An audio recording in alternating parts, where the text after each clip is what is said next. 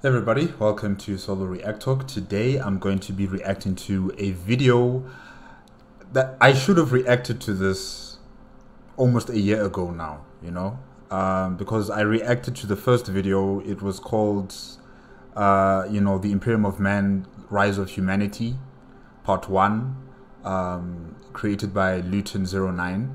And now I'm going to be reacting to The Emperor of Man, Part 2, Heresy and the Imperium, Warhammer 40,000 lore history, made on Luton09 YouTube channel. I was reminded, to react to Part 2 by Russian Duma as well as Anthrax Crab. Yeah, it's been a very long time. It's been a very, very long time. Yeah, I have no excuse. It's just that I am reacting to a lot of Warhammer 40k content, so it has taken the back seat. But thank you to Russian Duma, thank you to Anthrax Crab for reminding me that I have missed vital lore information from Luton09. And yes, in the Rise of Humanity we were dealing with the Age of Terror, the Golden and Dark Age of Technology. What else? I think it was the Age of Strife, yes, as well as the Unification Wars, and then the Great Crusade. Yeah, that's where we ended. Yes, that's where we ended. And then now we're continuing on with the Heresy and the Imperium, Yes, Warhammer 40,000. So this is going to be dealing with the traitor legions as well as Horus Lupercal and his brothers who've also betrayed the Imperium of Man. Yes. Okay. Let us start. Okay. Remember guys, if you want to check out the original video as well as Luton09's YouTube channel, the links are in the description below. If you want to check out my previous reaction to Part 1, the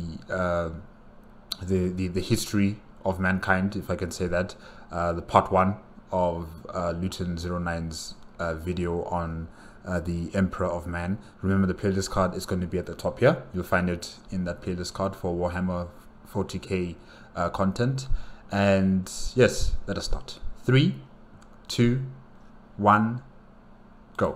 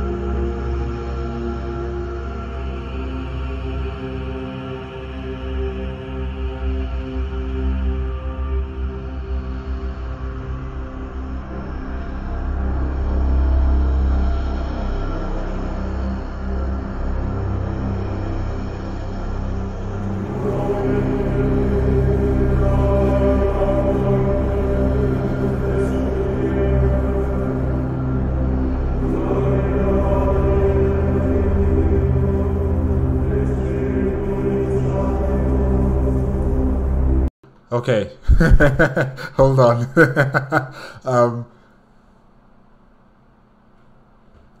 the unification is a success. I don't think so. I don't think it's a success, really. You know, there's been too much blood spilled, you know, in some places unnecessarily. The Brotherhood of the Astartes is united. No, definitely not. You know, like, the success is a facade, but what's underneath the facade, you know, the rot and the mold, it's continuing to grow and to fester. And then, you know, when the rebellion begins, you know, then you get to see what really has been happening under the skin of this so-called success.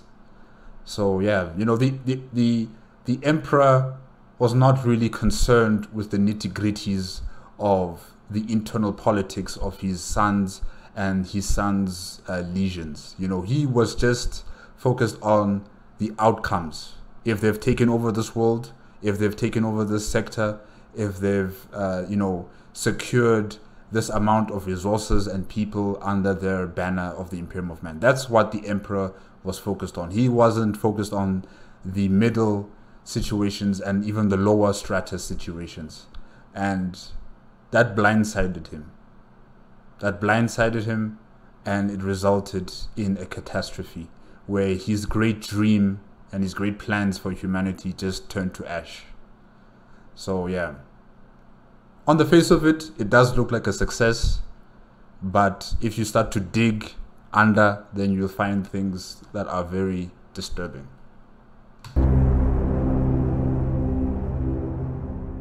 The 31st millennium of man would be one of the darkest and most destructive humanity had faced. It would bring the newly established Imperium to its knees and deal wounds so severe it would never truly recover. I need to say that this section of Imperial lore is vastly complex and heavily documented. Bearing that in mind, I'll be covering it in a briefer fashion as specific events can be looked at later in time. However, the 31st millennium is one of the most important periods as it deals with the fall of humanity as a truly dominant power and the inception of the Imperium that would exist into the 41st millennium.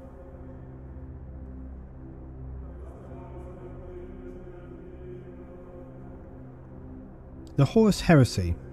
This was essentially a mutiny by several Primarchs and their Space Marine legions, a betrayal against the Emperor and the Imperium instigated by the War Master Horus Lupercal.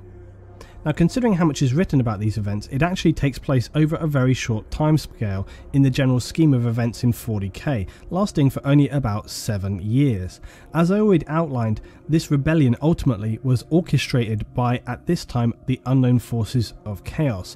Yet there were many secondary factors, and arguably, even without the influence of chaos, it seems possible that these events could have taken place without dark suggestions from the warp, albeit likely to a lesser extent. Imagine, I don't know how long the unification was. No, not the unification, was the Great Crusade. I don't know how long it lasted. Maybe like 100 or 200 years, right? If I'm not mistaken, guys. If I'm wrong, please correct me in the comment section.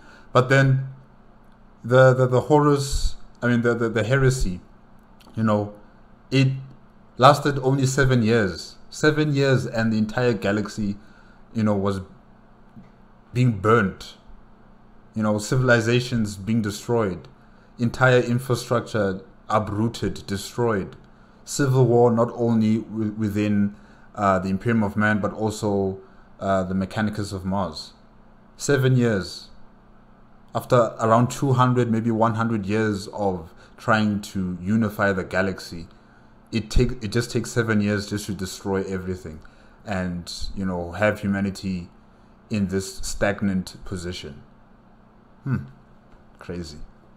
The Emperor's return to Terra to establish new projects that, for whatever reason, he was unwilling to also share with even Horus or any of the Primarchs, left them feeling set aside and cast out from his circle of trust.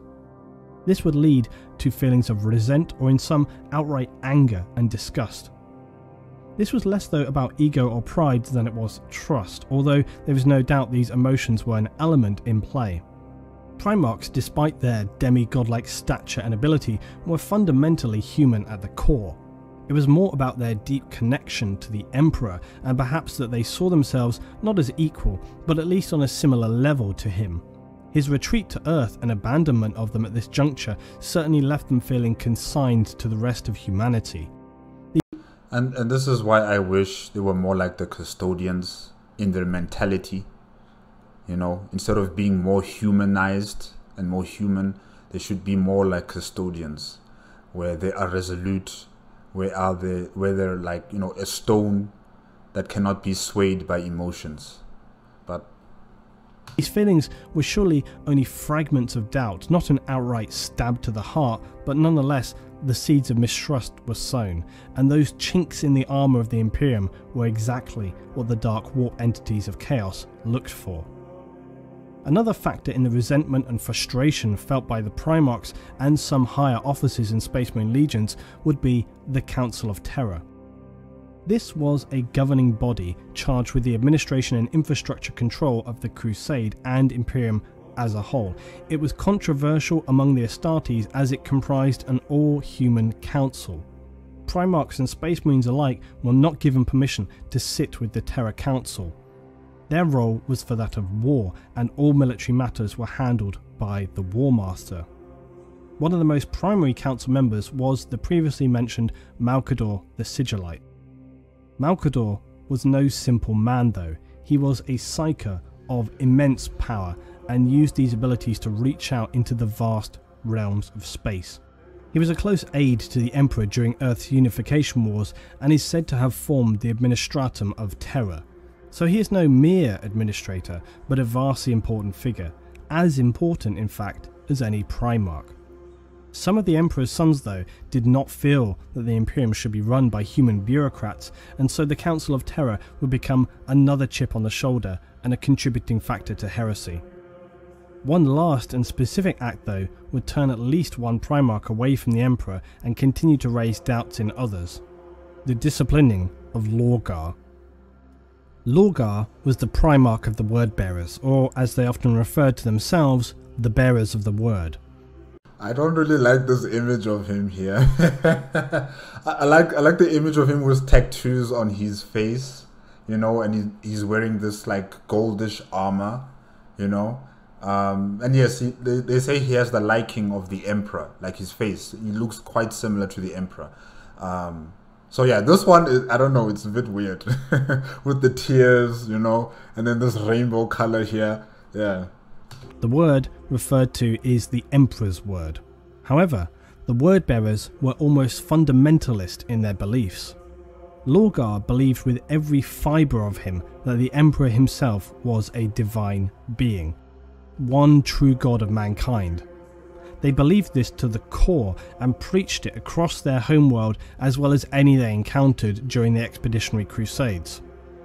But the Emperor had long since outlawed any concept of belief and religion, imposing a strictly secular rule of law in the Imperial Truth to create a constructively rationalist society.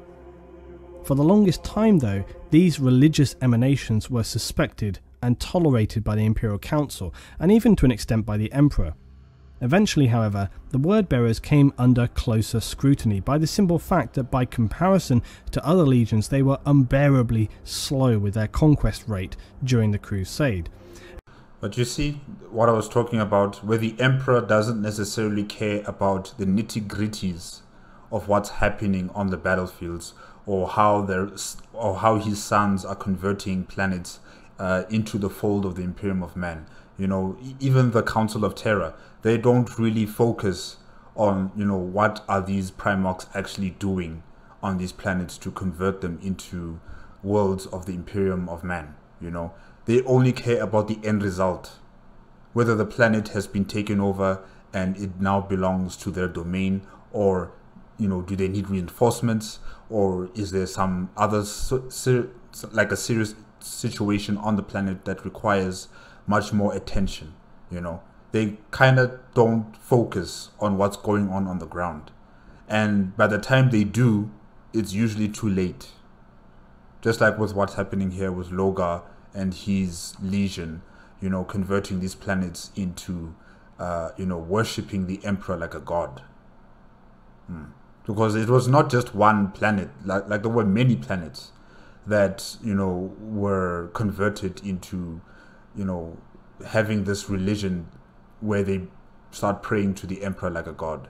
So yeah. An investigation fleet was sent by the Imperial Council to establish what was causing this slow progress. On arrival at some of the conquered worlds of the Word-Bearers, they found their answer. To the fleet commander's horror, they had discovered that the Word-Bearers had been spending years indoctrinating and converting the worlds to the illegal and false faith of the Imperium. This was a tediously slow process and took significantly longer than usual conquests, as was often so bloody due to the worlds initially resisting having an enforced faith. This egregious practice was considered an abject failure of duty by the Imperium and the Emperor himself. Worse still, it came to light that the Word-Bearers had been employing a standard practice to execute those who did not renounce their faith and accept that of the Imperium and Emperor as the divine faith, which only served to pour more fuel onto the flames of outrage. The Emperor was absolutely enraged by this notion that he should be worshipped as a god, and the actions of the Word-Bearers in his name, slaughtering those who refused to accept the Emperor's divinity, stank of the religious excesses that had so often poisoned human history, and the Emperor had witnessed firsthand throughout the ages. So the Word-Bearers had not only broken his principal rules, but also wasted vast amounts of time and resources. All the worlds they had brought into the Imperium had to be purged in an extremely traumatic process, wasting more lives and more resources. But if they were like custodians, you know, in their mentality, maybe this would have not have happened. But I'm sorry guys, I'm just you know, I still can't understand why the Emperor made them this way, you know. But yeah. To balance these incomprehensible actions, the Emperor would publicly humiliate Lorgar. To publicly reprimand a Primarch in front of his Space Marines and even present humans was an unprecedented act, and it cut Lorgar to the core. In one encounter, his faith was publicly ripped from him by the Emperor, and all the worlds they had conquered were to be purged. Lorgar was beside himself, as were all the Word-Bearers, to not only have their faith burned away, but to also know that all their years of efforts counted for naught was an unbearable burden to carry. It is said that the Emperor did not want to break and ruin the Word-Bearers or Lorgar. He was not vindictive in that way. He wanted to merely set them back on the path to being an effective force for the Imperium and mankind. To cure this corruption, the Emperor turned to the glorious Ultramarines and Roboute Guilliman, known for his exceptional tact and unflinching loyalty to the Emperor. The Ultramarines were the Word-Bearers' mirror and shadow alike in so many ways and different in so many others. A living example of what the Word-Bearers had the potential to be. The Emperor ordered a task force comprised of Ultramarines, his elite personal bodyguards, and the Imperial Council regent Malcador the Sigillite. Their mission? To raise the capital city of the planet Kur to the ground. A planet of high importance to the Word-Bearers, who considered its capital, Monarchia, the perfect city because of the citizens' intense religious devotion and the sheer number of cathedrals and monuments dedicated to the worship of the Emperor as the god of humanity. You could say that Monarchia was the blueprint of the future Imperium of Man, you know, where they have all of these churches and these citadels and these monasteries that all praise the God Emperor of mankind. Yeah, you could say that Monarchia was the blueprint of what is to come. Following a temporary mass evacuation of bewildered human citizens who could not understand what crime they had committed, sent out distress signals to the Word-Bearers, who they considered to be angels. The Ultramarines, though, continued their mission and engaged in the orbital destruction of Monarchia. The Word-Bearers Legion arrived to answer the distress calls of the planet, only to find to their utter confusion the Ultramarines in orbit. The Word-Bearers were ordered to assemble planetside. 100,000 Marines were ordered within sight of the smouldering raised ruins of Monarchia, where the Emperor himself stood. The word-bearers were forced, along with all others in attendance, including Lorgar, to kneel before him in the ashes of the city, which stood for all they had believed and done in the name of the Emperor and the Imperium. He explained to them in no uncertain terms that they had failed in duty, that their efforts had been futile and wasted beliefs were an abhorrence. He was no god, no angel, no divine being, but a man. No such belief would be permitted in his Imperium. A man who is an extremely powerful psyker. Okay. The Emperor departed, leaving a Primarch humiliated and a legion humbled. Lorgar was physically and psychologically numbed by the Emperor's actions. The razing of the city of Monarchia was a trauma almost too great for many of the word-bearers to cope with, and had it not been for their strength of genetics, they would have likely been mass suicides and insanity. Lorgar himself, though, fell into a deep melancholy that would burn harder and brighter within him as days turned to weeks turned to months. Why is this sequence of events so important? In the future years of the Imperium, it was said that all that would later come to pass was born in this microcosm, that the mission and humiliation carried out here would be recalled as the catalyst of a galactic civil war. The ruination of the word-bearers is critical in understanding the next sequence of events. They were left reeling from the events on Kur, as well as the ritual humiliation and destruction of the Legion's faith. The fate of the word-bearers at this time is sketchy due to the destructive nature of this period and the events to follow, but it is known that they disappeared for a time, seemingly lost in a whirlwind of confusion, disillusionment, and even rage. The Emperor's hope that they would be set straight on the path of the Imperial truth was flawed, and their resentment hugely underestimated. Well, he did tell them, you failed. You're not doing as I commanded. You know, he didn't really make it more diplomatic, just to ask them, is this really what I wanted from you guys? Answer me this question. Talk to me. Is this what I wanted? For me to be worshipped like a god? Is this what I wanted? What is written here in my 10-point plan for conquering the galaxy? What is written here? Read it out, word for word. What did I say here? What is the imperial truth?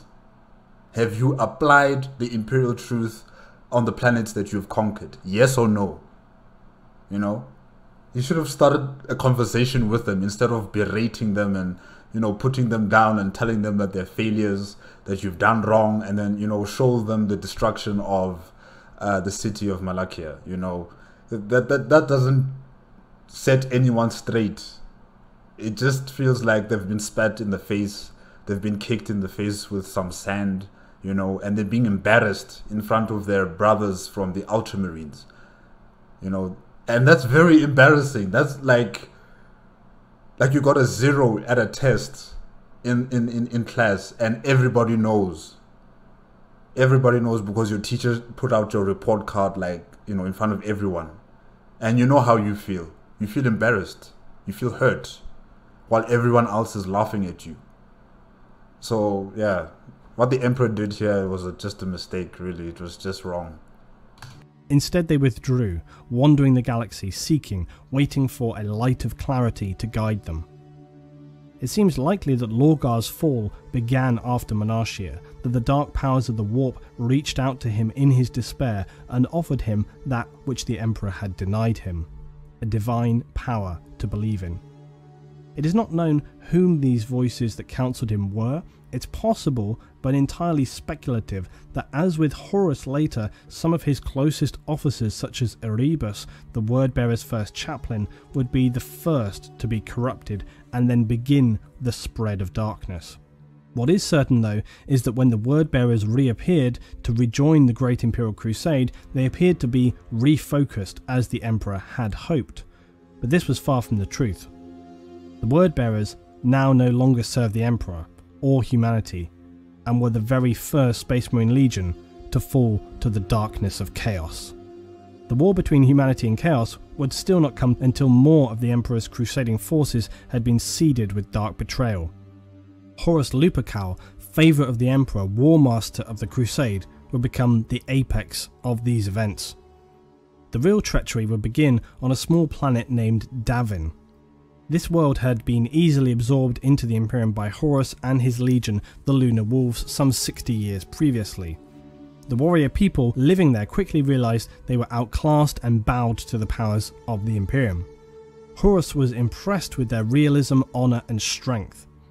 Spending time there, the Lunar Wolves brought away from Davin the concept of the Warrior Lodge, a close clique of senior brothers who would share their knowledge and opinions evenly without rank obstruction. The concept of lodges, guilds or clans within a legion or imperial force was strictly outlawed by the Emperor as something which could brew dangerous opinions and dissent, as evidently turned out to be the case. Horus decided that he knew better. Now Erebus, the aforementioned first chaplain of the Wordbearers, was at this point fully corrupted by chaos. He reported to the Lunar Wolves that Commander Temba, the governor of Davin, and his forces had turned renegade and dug themselves into a fortress on Davin's moon. Horus led an assault force to clear the moon and extract Temba personally. On the surface, his forces were confronted by the foul, reanimated remains of Temba's outpost, who had evidently succumbed to the chaos plague of Nurgle's rot, skewing them into horrific parodies of the human form.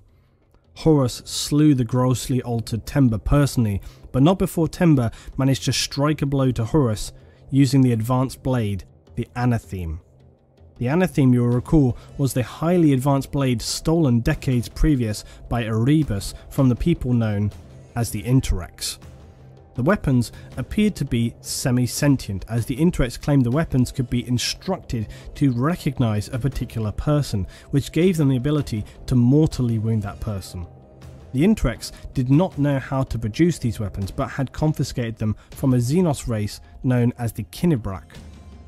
It seems clear that Erebus orchestrated the whole sequence of events on Davin's moon, and potentially worse, had already been corrupted by chaos even prior to his theft of the Anatheme from the Interrex years before.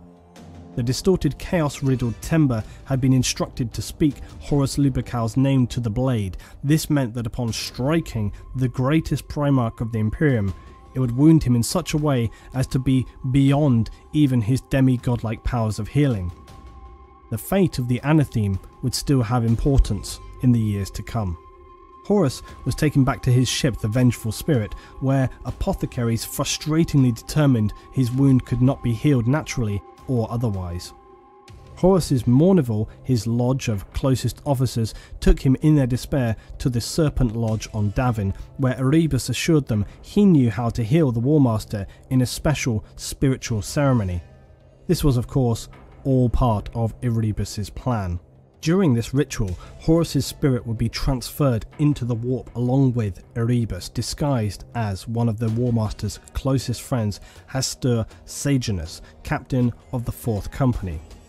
This out-of-body experience showed Horus a terrifying vision of the future, which unbeknownst to him were caused by his very actions, bringing the Imperium into an age of repressive, violent and superstitious regime where the Emperor and some of the most loyal Primarchs were worshipped as divine beings by the fanatical and ignorant masses of humanity. The Chaos Gods portrayed themselves as the victims of the Emperor's psychic might, who had been suppressed throughout the ages and had no interest themselves in controlling the material world. Horus, already having grown jealous and deeply resentful of the perceived poor treatment at the hands of the Emperor, and was one of many of the Astartes legions afraid of the concept of a peace wherein all for which they had fought would be turned over to weak-willed mortal men, whilst his legions were cast aside and left as peacekeepers without a purpose. But that is your purpose. You are peacekeepers. That is your purpose. You are tools to be used. That is your purpose. But of course you want more. Were the Emperor's wishes. For you see, the Astartes were always a tool to save humanity and bring power back to mankind, not just to subjugate it. Horus, in his weakened and embittered state, was very suggestible and would accept this twisted and misunderstood prophecy. But there was one thing Erebus had not counted on. Horus's brother, Magnus the Red, Primarch of the Thousand Suns, a legion and chapter who had widely embraced psychers and their unique powers, had continued to study the forbidden arts of warp manipulation and sorcerous powers. The Cyclopean giant of Magnus appeared within Horus's vision, revealing Erebus' true identity and begging Horus not to fall in to the temptations of chaos. It was all in vain though. Horus had by now already decided that if anyone deserved to be worshipped as a god, then it was he. The godlike warp demons of chaos healed Horus's wounds and between them made a deal. In exchange for the immense power he would gain, as well as ruling power over the mortal galaxy, he would deliver to them the Emperor. If only Magnus could somehow contain Horus in his mind, you know, instead of having him wake up and begin his heresy plans. If there was a way that Magnus could just put him into a coma of some sort, you know, put him into some sort of deep sleep and let him stay in there until he arrives there personally to take his brother away and try to fix this problem. If only there was a way for him to do that. But yeah, Erebus, well done. Erebus is definitely the greatest champion of the Chaos Gods. Really. He is the best agent they could have ever had. Yes, Horus was also a good agent, but Erebus, top notch. Who the Dark Chaos Gods feared most, as they knew he alone stood with enough power to potentially destroy them. Although Horus had always been an immensely skillful military leader, his true genius was in the manipulation of others. This was often remarked upon by his brother Primarchs, Rogel Dawn of the Imperial Fists once noting to Garviel Loken, who you remember was the Lunar Wolves captain and a member of the Mournival, that Horus had Loken put forward a campaign of war so his character would be more well known as a peacemaker than a warmonger. Dawn said, "You understand what Horus had you do this morning? He had primed the Mournival to back him, Loken. He is cultivating the air of a peacemaker, for that plays well across the worlds of the Imperium. This morning he wanted someone other than himself to suggest unleashing the legions for war." He's a politician. He's one of the best. Second only to the Emperor, because the Emperor also has this way of swaying people to his side of things, you know, for them to think the same way he does. He has this persuasive aura around him, and Horus Lupercal also has the same thing. It's just that Rogel Dawn can see through that stuff. This skill of manipulation would be especially important now. It was one thing for the Chaos Aberrations to turn a few men and even a Primarch, but to turn legions and still more Primarchs, the strongest willed and most loyal of the Emperor's forces to Chaos? How would this be possible? Well, it would in part because Horus did not declare himself outright as a disciple of Chaos, nor would he follow immediately the darkest of their practices. And you know, he doesn't really consider himself as a disciple of Chaos. Probably considers himself as the master of Chaos. You know, like he's above even the Chaos Gods.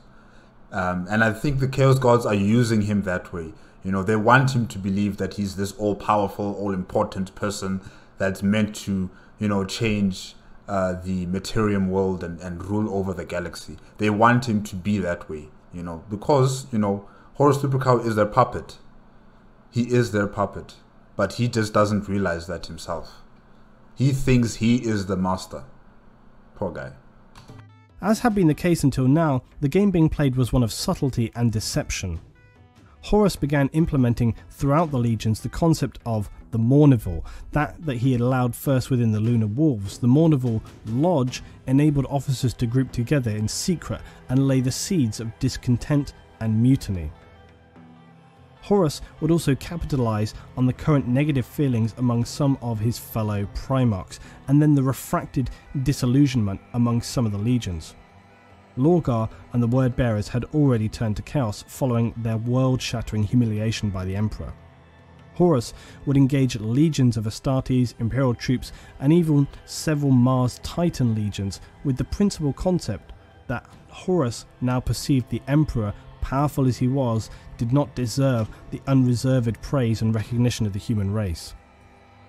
More Astartes legions would now join the traitors, Angron and the World Eaters, Mortarion and his Death Guard, Fulgrim and the Emperor's children were among the first to side with the War Master. Others would later fall, including the Iron Warriors, Night Lords, Alpha Legion, and lastly, the Thousand Sons. It had become clear that the Primarchs were far from the perfect demi-godlike human form they were perceived to be. Although technically each Primarch was physically and mentally godlike compared to a standard human, they still bore all of humanity's virtues as well as their flaws such as ego, greed, envy, arrogance, rage, and more besides. These superhuman warriors were meant to be the saviours of mankind, but instead they could be the downfall of everything that had been salvaged and achieved. The Thousand Sons Legion would be a particularly tragic story. Their Primarch Magnus the Red, who you remember had attempted to prevent Horus from falling to darkness whilst experiencing his out-of-body experience to the warp on Davin. Magnus and the Thousand Sons Legion had begun to use psychic powers and warp sorcery as part of their legion's general practices. This was actually outlawed by the Emperor, who was cautious of using psychic power in only controlled services. The Edict of Nicaea. But look at Prospero, guys. Just look at this place. Oh, it was really beautiful. It's surprising they chose this path to break with Imperial law. However, it seems that they actually bore a natural affinity for such practices, and as with many things, likely started out small before becoming more widespread. In time, many Space Marine legions and chapters would use sanctioned psychers in the new librarian branch of the forces, but in these early days there was no regulation or established command. As a consequence, many of the Thousand Sons Marines would suffer whole body deterioration, as they would eventually become consumed by the warp powers, unable to control or prevent this. It was for this reason that Magnus the Red was able to travel into the warp and see Horus in his most dire of situations. Magnus, after this incident, was so grief-stricken that rather than physically travel to Earth and speak to the Emperor, which now in hindsight would have been the far better choice, he chose to use his psychic power to reach out and speak to the Emperor himself at the Imperial Palace on Terra. But this would shatter all the psychic wards the Emperor had placed on the palace and severely damage the project being secretly worked on by the Emperor. This itself was connected to the psychic paths of the Webway, the gateways used by the Eldar, and previously the Old Ones. This choice by Magnus was catastrophic and a rash miscalculation. His psychic assault on the Imperial Palace, his panic and frustration and anger and trauma gave free rein to the warp and its evil inhabitants to invade Terra. Millions of psychers died instantly as their attuned minds were burned out or demons tore them apart. Warp storms consumed entire settlements, shockwaves flattened structures around the world. Having strictly outlawed Magnus's use of sorcery and refusing to believe that Horus, his most trusted son, would betray him, the Emperor concluded wrongly for the traitor to be Magnus and the Thousand Sons. You know, I thought that catastrophe due to the Webway being ruptured by Magnus only involved the Imperial Palace. You know, I thought only the Imperial Palace was shaken and, you know, people were dying and the great plan that the Emperor was bringing into fruition was destroyed. I didn't know that it also affected the entire planet, where there's warp storms and where, you know, there's chaos happening all over the planet. I didn't know that. I thought it only focused on the Imperial Palace. So yeah, what Magnus did here, really, it was just unfortunate. Just very, very much unfortunate. This error would be yet another travesty of judgment among the many during this whole sorry period. the Emperor ordered Leman Russ and his Space Wolves to engage and destroy Magnus and the Thousand Sons. But Magnus, now defeated physically and mentally, cast out by his father, they were turned away from the Imperium and into traps to entice them into the darkness of chaos. Horus was all too aware that there were some Primarchs and Legions too loyalist to ever be persuaded away from the Imperium, such as the Imperial Fists, Ultramarines, Blood and Dark Angels. Horus would instead send these legions far away to the far reaches of the Empire on missions designed to keep them busy, while the traitors would descend on Earth to destroy the Imperium and, most critically, the Emperor himself. As we outlined earlier, there would now take place many events which would lead some further astray and for the Emperor to become more aware that something was extremely wrong in the Imperium. These can be covered in more detail later. Magnus of the Thousand Sons was for the Emperor, as far as he was aware, a lone corrupter, distorted by his unlicensed use of the warp. This, of course, was sadly the extreme opposite of the actual situation, but the extreme destruction and loss of life on Earth after it had been contained, as well as the damage to the Emperor's ongoing Gateway project, would be enough to cloud his judgment. Horus, though, would now move up to expand upon the early seeds of betrayal in the following campaigns of the Isstvan system. Horus would order the virus bombing of Isstvan III, a planet that had declared itself separate from the Imperium. Many loyalist marines from traitor legions were actually planetside when Horus and the orbital navy performed exterminatus on the planet, killing all 12 billion inhabitants, including the space marines from multiple legions. Horus watched from orbit, declaring, "Let the galaxy burn." The virus bombs laid waste to the planet, devouring any organic material they encountered, disintegrating humans and seeping into the suits and armor of any Astartes. Wait a minute, what about those who were in Titans? Were they also affected by something like this? I mean, aren't they in like a sealed and contained, cockpit? So wouldn't they be okay? And also like those in Imperial Knights or Walkers, wouldn't they be safe from something like this because it only attacks, organic matter? The storms of the virus raged until the planet was nothing more than a barren desert. The few remaining loyalist space marines would eventually be butchered by their brothers until Horus ordered an orbital bombardment until nothing remained alive on the surface of Isstvan III. Enter Captain Garrow of the 7th Company Death Guard Legion. Nathaniel Garrow is one of my favourite heroes of the Horus Heresy and perhaps all of the Warhammer 40,000 universe, namely because he was fundamentally responsible for saving the Imperium. His unwavering loyalty and strength of character, which apparently went beyond even some of the Primarchs. He is also a legendary character of the age because of what he would become later after the period of heresy, but again, that is another story. Garrow bore witness to the massacre on Isstvan III and was quick to understand the real horror not only of this specific event but what was happening at large. Realising that he would have to escape not only the fleet of the War Master, the sons of Horus, previously the Lunar Wolves, and the Emperor's children, but also his own legion, they would make a warp jump aboard an old fleet ship, the Eisenstein. Without having time to chart its route or destination, this left them then marooned, as well as being subject to multiple attacks from the warp by the dark forces of chaos and the specific deity Nurgle, who had corrupted and mutated his own Death Guard Legion.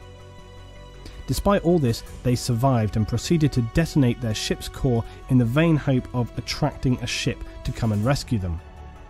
Luckily for the crew, they succeeded, and the vessel approaching turned out to be an Imperial Fists Astartes barge containing none other than the Primarch Rogol Dawn himself. Trying to convince Dawn of Horus and the other legions' betrayal, though, was a near impossible task. The suggestion sent him into such a fit of rage he nearly executed Garrow on the spot, and would have been doomed to failure were it not for the Remembrancers. The Remembrancers were an order of historians, journalists and civilians from Earth at the time who were sent along with the expeditionary fleets of the Great Crusade. Their function was to chronicle deeds, events and generally record the history so that we could then hold that for the future Imperium of Man. Remembrancers were generally seen as very reliable sources of information, especially those who had any psychic capabilities, if they were psychers, and could actually record information simply by visualizing that, by seeing it. And when Rogal Dorn could actually see the events that had unfolded, he had no choice but to accept them. Do they still exist in the Imperium of Man, or are they no longer useful or useful in the 41st millennium? Yeah, I'm just wondering about that. Like, are they still here? Does the Imperium of Man still use them to have information on past events or current events, and then keep them for future generations? Or is the Imperium of Man just forgetting about all of that stuff and just focusing on what they can do now in terms of maintaining the Imperium of Man? Yeah, I'm just wondering about that. Returning to Terra, Dorn would speak to the Emperor, and finally the betrayal and heresy would come into the light. Garrow, though, in immense frustration despite all his efforts, was not able to speak to the Emperor himself, but was stationed on the lunar colony along with the remaining loyalist Death Guard and Imperial Navy crew of the Eisenstein. The Imperial forces on Earth considered their presence too dangerous to allow them to roam freely. Horus Lupercal had now extinguished the last shreds of loyalty from the 3 legions under his command, who were now complete in their misguided transition to chaos. His next target in the campaign was Istvan V. Here he would establish a command post and reinforce his position. The Emperor, now in a fit of despair and rage at the actions of Horus, commanded 7 legions of Astartes to attack and subdue the traitors, and subsequently return them to Terra to face their actions. However, unbeknownst to the Emperor, at least half of these legions had already been deceived and strayed from loyalty to the Imperium. They had not yet made their stance clear, but represented a dangerous deception to the Imperium. The first wave of attacks to Istvan V were carried out by the Loyalist legions, the Salamanders, the Raven Guard and the Iron Hands. Horus had already been passed information of their landing sites, and this would cost them horrific losses at this initial contact. Worse would come though. The 4 remaining legions to attack were no longer loyal to the Imperium. The Night Lords, Word Bearers, Iron Warriors and Alpha Legion descended to attack in a brutal combined assault, slaughtering the remnants of the 3 Imperial legions. This event would be known from here on as the Istvan V Drop Site Massacre. Things looked dark for the Imperium. The strongest legions were still tasked to the fringes of the galaxy, and there seemed little to stand between Horus and his now 7-strong fleet of Astartes legions. Not to mention the further forces of corrupted Imperial Navy, the victorious Dark Mechanicum, who were fighting the Schism of Mars, the civil war between factions on Mars loyal to the Imperium and Horus, and now successfully they had won their campaign there. The traitor legions on Horus would assault and destroy many loyal Imperial bastions as they travelled towards Terra, taking years to do so in the process. By now, the Warmaster had amassed a massive army comprising multiple groups including Titans, Astartes and advanced war gear, corrupted Imperial forces and even cultists from worlds who could spread discord and disrupt Imperial worlds through terrorism or cult activity. The Word Bearers especially revelled in this, often finding that their worlds, previously they converted to the divinity of the Emperor, were more than willing within a fairly short space of time to worship them again as gods or angels, and were a great asset to factor into their battle tactics and use where appropriate these expendable, gullible souls to support their forces. Fortunately for the Imperium, one thing was slowing down Horus and his legions: logistics. Despite acquiring a massive force, Horus found he was unable to move it efficiently around given the limitations of the warp vessels in his fleet, and this did buy the Loyalist side some time. There is one other unmentioned force Horus found available to him, that of the warp demons themselves. However, interestingly at this time, despite many Space Marine legions pledging themselves to Horus and to Chaos, they still viewed these creatures as dangerous warp phenomena and opposite to their principles. This shows that at the time it's believable that many of the Space Marines aligned to Horus were perhaps not entirely aware of what it was they were signing up for, and had perceived this more as a political rebellion to impose a new order to the Imperium, rather than the truth of the matter, which was that they were in fact surrendering it to a true fall into a hellish reality and a foul darkness that later awaited them all. This would also be in part down to the previous decisions to instigate a rule of ignorance over such matters, meaning many Astartes warriors genuinely had no real knowledge of what Chaos was or what it represented. Although it has to be said that this was rapidly changing and faster among some legions than others. Matters overall were made worse by the sheer amount of confusion reigning at this time. The warp had been disturbed, making warp travel again difficult. As outlined, this was both a positive and a negative for both sides concerned. Yeah, well, Terra can now focus on fortification of the planet and the Imperial Palace, get as many of the Astarte legions out in the galaxy to return back to Terra to defend the homeworld. And also the traitors are able to further galvanize their legions and also bolster their navies, so that when they go directly for Terra, they have a far large enough force capable of going through the defensive lines and heading straight for the planet. So for both sides, it's an advantage. They both have time on their sides, if I can say that. More so on the side of the loyalists compared to the traitors, because the traitors are busy, conquering one planet after another, and it's slowing them down because their main target is Terra. They need to get there as soon as possible to decapitate the head before the other legions return back to Terra, and they'll be outnumbered.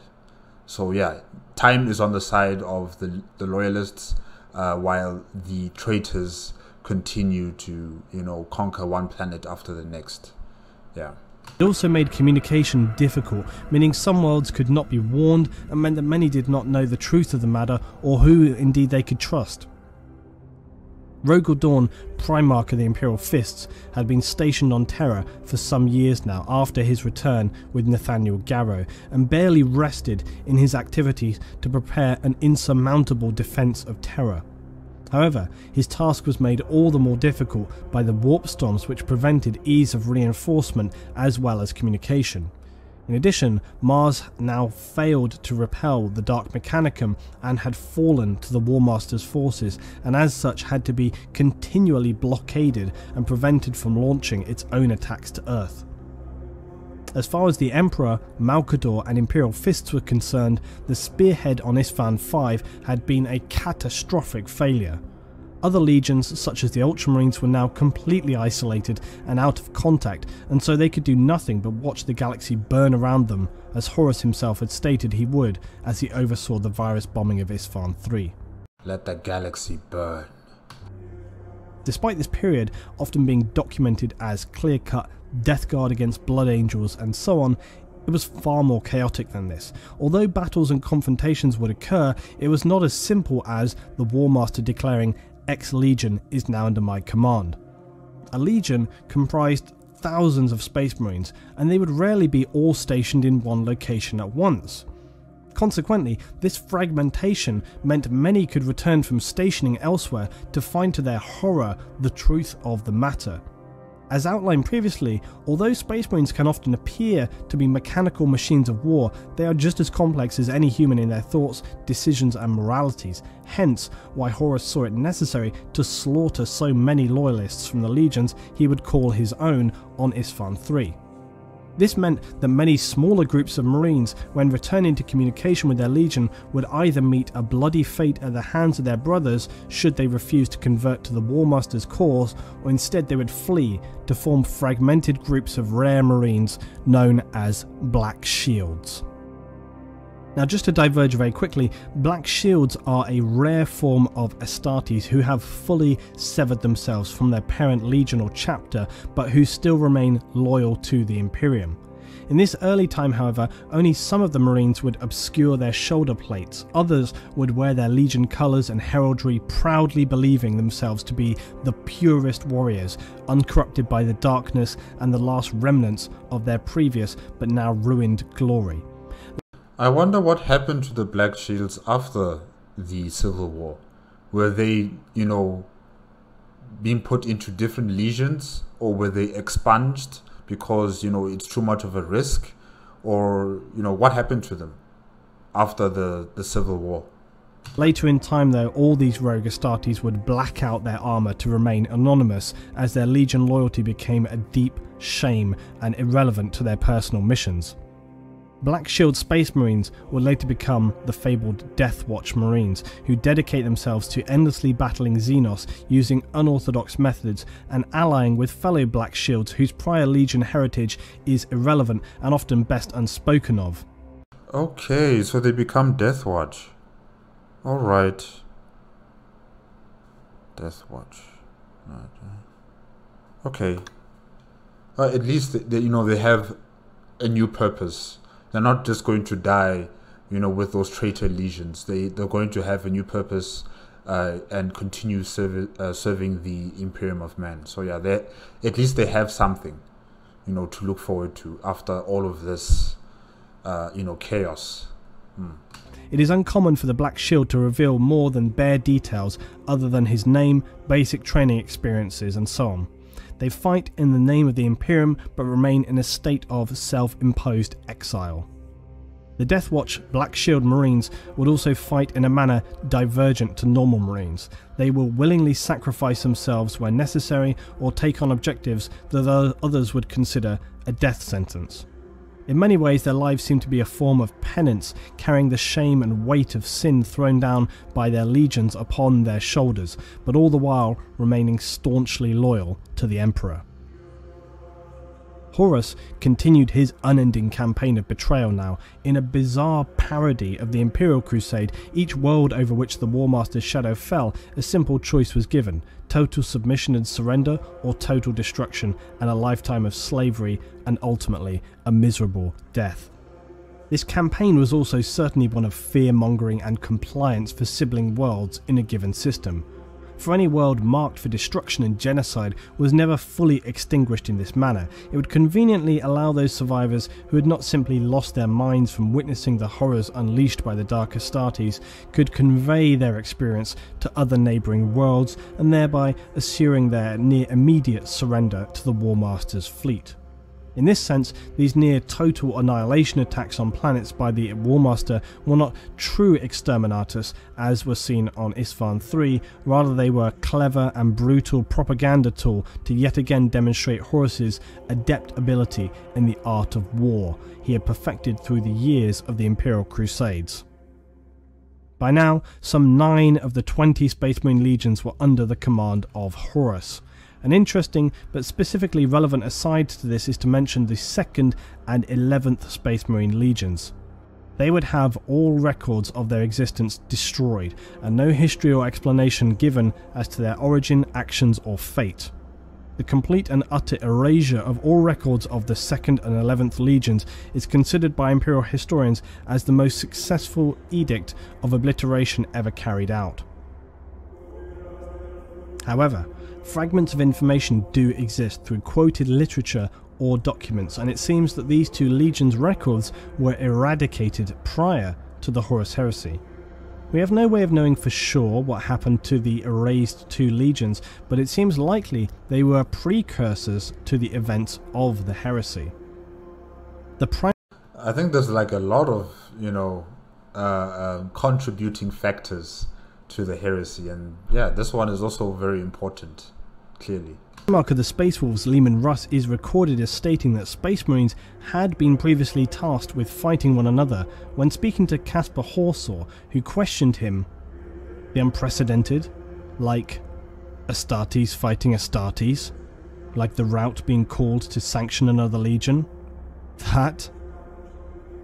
No. That is not unprecedented. This gives credence to the possibility that the Space Wolves are the Emperor's preferred execution legion, as they would be later tasked with the destruction of the Thousand Sons and Magnus the Red.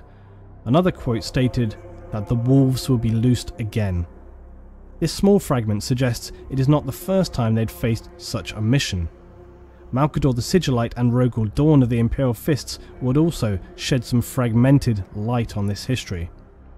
Malcador would say, "Horus has 3 of his brother legions with him. You have your fists and 13 others." "Would that it were 15, mused Dawn. "Do not even think it, my friend," warned Malcador. "They are lost to us forever." "I know," said Dawn. A conversation between Primarch Rogel Dawn and Malcador the Sigillite, and this leads us to speculate that a great darkness caused them to be lost prior to heresy.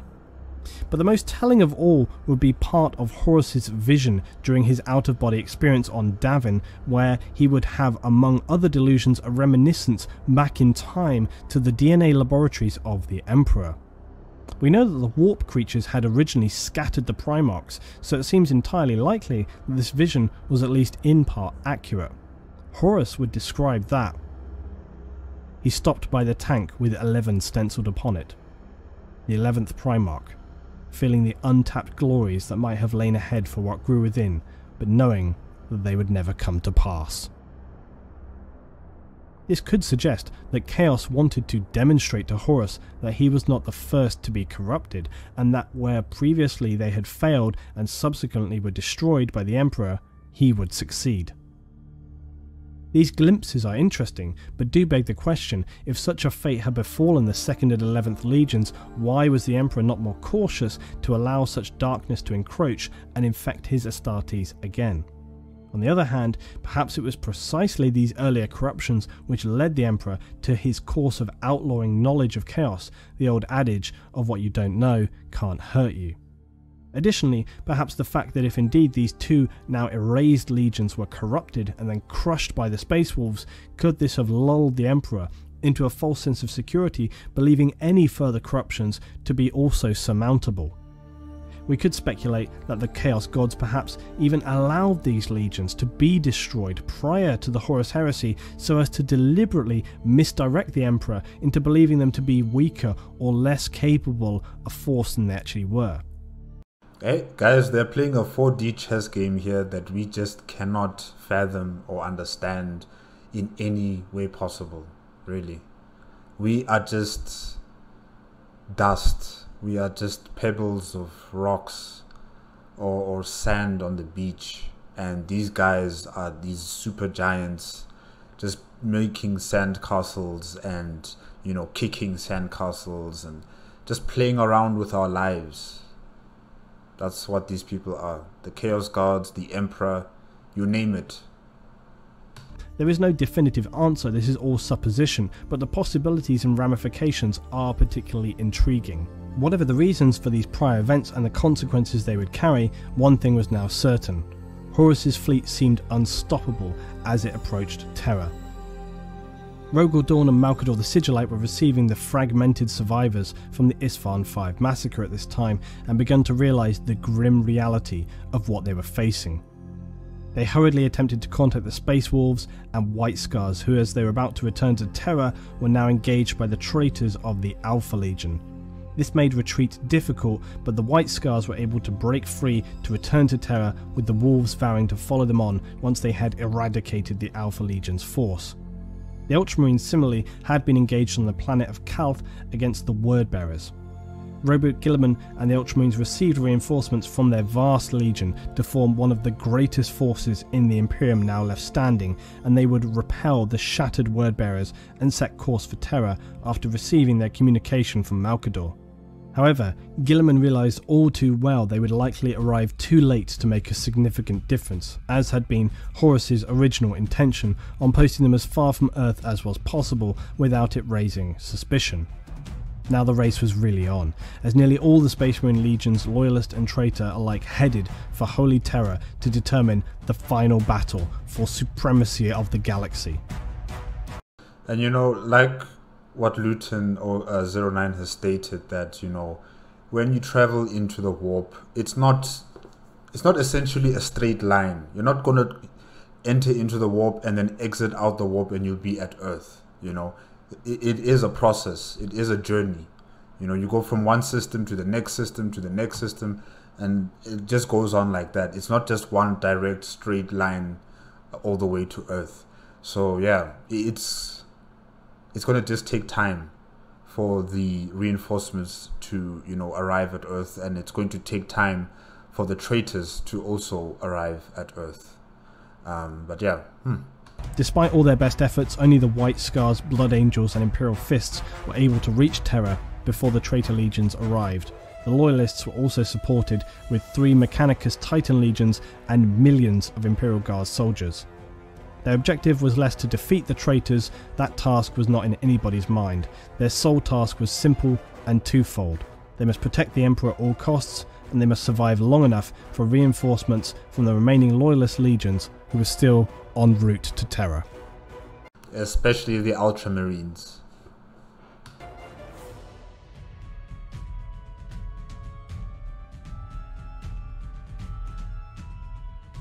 The Battle of Terra began as expected, with mass orbital bombardments from both the surface to orbit and vice versa. Luna, the Imperial Naval Station, also launched massive attacks with its huge orbital defense system, which sustained the traitors with heavy losses, but sadly not heavy enough to make any significant impact. Horus would destroy first the lunar defences and then the ground defence systems on Earth. It was now open to attack. The first... You know, I've stated that, you know, why didn't Horus Lupercal just bomb the entire planet with a virus bomb? You know, do an exterminatus on Terra, finish it just like that. Then you don't have to worry about the Emperor, you don't have to worry about any of the Primarchs or any of the soldiers on the planet. You've completely destroyed them. There's no coming back from this, you know. But, you know, Horus Lupercal wants to have that glory. You know, he wants to see his brothers kneel to the floor. He wants to kill the Emperor with his own 2 hands. Yeah. Drop pods landed on Terra, carrying the corrupted hellish Chaos Marines who battled the Loyalists for every step of ground they took. In securing the docking port's planetside, the traitors were able to reinforce with thousands more Marines along with the corrupted Dark Mechanicum Titans. Cultists also practiced their invocations, which brought demons large and small out from the warp and into reality, unleashing their horrors on the Loyalists, both Astartes and Imperial Guard alike. It's a party. Forces of Chaos assaulted the Imperial Palace relentlessly, some being led on by the Primarch, now turned demon Prince Angron of the World Eaters. But each time they attacked, the Blood Angels led by their Primarch Sanguinius would repel them. The White Scars Legion attempted to draw the Dark Forces away from the palace, but each time would be forced into submission, retreating back into the relative shelter of the palaces. Horus, frustrated at this point, and all too aware he was running out of time, ordered one of the Titan legions to demolish entire sections of the Imperial Wall. Despite grievous losses, the Titans, led by the infamous Imperator-class battle titan Disarray, smashed breaches in the Imperial Palace's defences, which the traitors then flooded through. Jakati Khan, Primarch of the White Scars, decided at this time on a change in tactic. Instead of trying to repel the seemingly endless forces of Chaos Marines, he swept a lightning raid to the Lion's Gate spaceport, catching the traitors at the port completely off guard. They were able to secure it quickly and reactivate the orbital defences, which began immediately destroying all descending traitor drop pods and landing transports. In a single action, they had cut the reinforcements of the traitors in half and dealt a substantial blow. They also tried to secure the second main port known as the Eternity Wall, but were unsuccessful as the Chaos Forces had now reinforced their positions. The battle at the main palace was not going well now either, and the Loyalists had been pushed back to the Eternity Gate, the sole point of entry into the inner sanctum of the Imperial Palace. The Marines, the Blood Angels and Imperial Fists were to hold back the attacking Chaos Forces, while the remaining Loyalists made it through the gate to safety. Sanguinius, the Blood Angels Primarch, would now face a terrifying prospect as he flew against a greater demon of Khorne, clashing together head-on as they battled in the air, flying above the mortal forces in a ferocious and blurring battle of godlike ability. Sanguinius would ultimately be victorious, breaking the demonic creature and throwing its shattered body to the howling heretics below. The Warp Gate project the Emperor had secretly been working on resided in this chamber, and it now risked becoming their undoing. Initially, it required only a small portion of the Emperor's psychic attention, but after the damage wrought by Magnus of the Thousand Suns in attempting to reach the Emperor, it subsequently was damaged so badly that it required a significantly higher proportion of the Emperor's powers to keep it closed. Combined with the fact that the forces of chaos were fighting to use this portal, it became an immense burden to maintain it safely. The Emperor now called on Malcador the Sigillite, informing him that he was required to take his place on the psychic amplifier known as the Golden Throne. This provided the psychic shielding needed to protect the new human-built sections of the webway, which had been the Emperor's secret project and was intended to be the final gift to humanity before the Horus Heresy had begun. The Emperor's original choice of his replacement on the artifact had been Magnus the Red, but now Malcador was the only legitimate successor, being one of the few human remaining psykers with enough strength to carry out the duty. Yeah, I've been told about this, that, Magnus was supposed to sit on the Golden Throne and, to maintain the webway and, to keep it open for people to use it.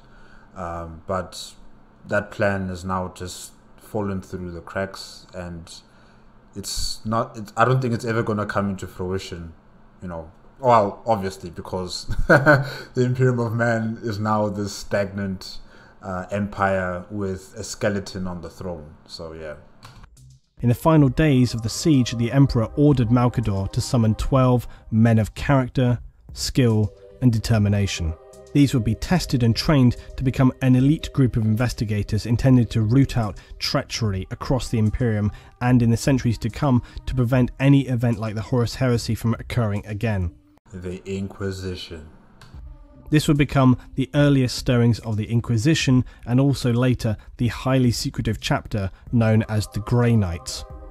The Emperor also told Malcador to steel himself, as he would need to prepare to make an unbearable sacrifice. Malcador would return from his mission to recruit the foundation of the Inquisition. Using his powerful psychic subterfuge, Malcador and his new recruits were able to pass unscathed through the battle lines and come before the Emperor within the inner gates of the Imperial Palace. Malcador brought before the Emperor his 12 men to be judged for their suitability, and the Emperor saw that Malcador had chosen wisely. Of the 12, 4 were mortal lords and administrators of the Imperium, possessing an inquisitive nature and unyielding strength of mind. The other 8 were Space Marines, whose abilities were as peerless as their dedication to the Emperor. Some Marines were from legions that had abandoned the Emperor in favour of Horus's dark promises, but these battle brothers had never lost their staunch loyalty and had fought the heresy from within in many ways, and they were the truest expression of the Imperium and carried an even stronger will than their Lord Primarchs. Malcador the Sigillite ascended to the Golden Throne, replacing the Emperor, who stood before his loyal captains Rogel Dawn of the Imperial Fists and Sanguinius of the Blood Angels. Malcador could no longer physically speak, his mind consumed by the concentration he had to bring to bear in order to control the tempest of psychic forces consuming him. The Emperor directed the attention of the 2 Primarchs, the demigods of mankind, to look upon this mere mortal. Malcador, a powerful psyker, but not an Astartes, not a Primarch, just a man. The Emperor declared to them, "Behold, the greatest sacrifice of our age. Malcador the Sigillite is no more. Henceforth he shall always and only ever be Malcador the Hero." Malcador would only be able to withstand the psychic assault on him for a few hours. Powerful as he was but a fraction of the power of the Emperor, and his body, mind and soul would be consumed in a matter of hours. Malcador the Sigillite was a true hero of humanity, saving it from total destruction on numerous occasions, ultimately sacrificing himself for the will of his friend, the Emperor. After 55 days, the Siege of Terra had kept the enemy at the gates, but only just. Both sides knew the defeat of the Imperium was near, and all that was required was the defence or destruction of the Eternity Gate. Horus, knowing this and that he must complete the siege before the arrival of the Loyalist reinforcements from the other Space Marine legions, prepared to teleport to the surface from his flagship, the Vengeful Spirit, to lead this final assault in person. The Wordbearer's first chaplain and prime traitor Erebus broke the news to Horus that their demonic allies in the Warp had informed them the Dark Angels and Spacewolf legions were now nearing Terra, and the vast force of Ultramarines were only a short distance away by now. Hearing this news, Horus despaired. All seemed lost. He needed more time to break the most secure enclave of the Imperial Palace, and the massive Imperial reinforcements were only hours away.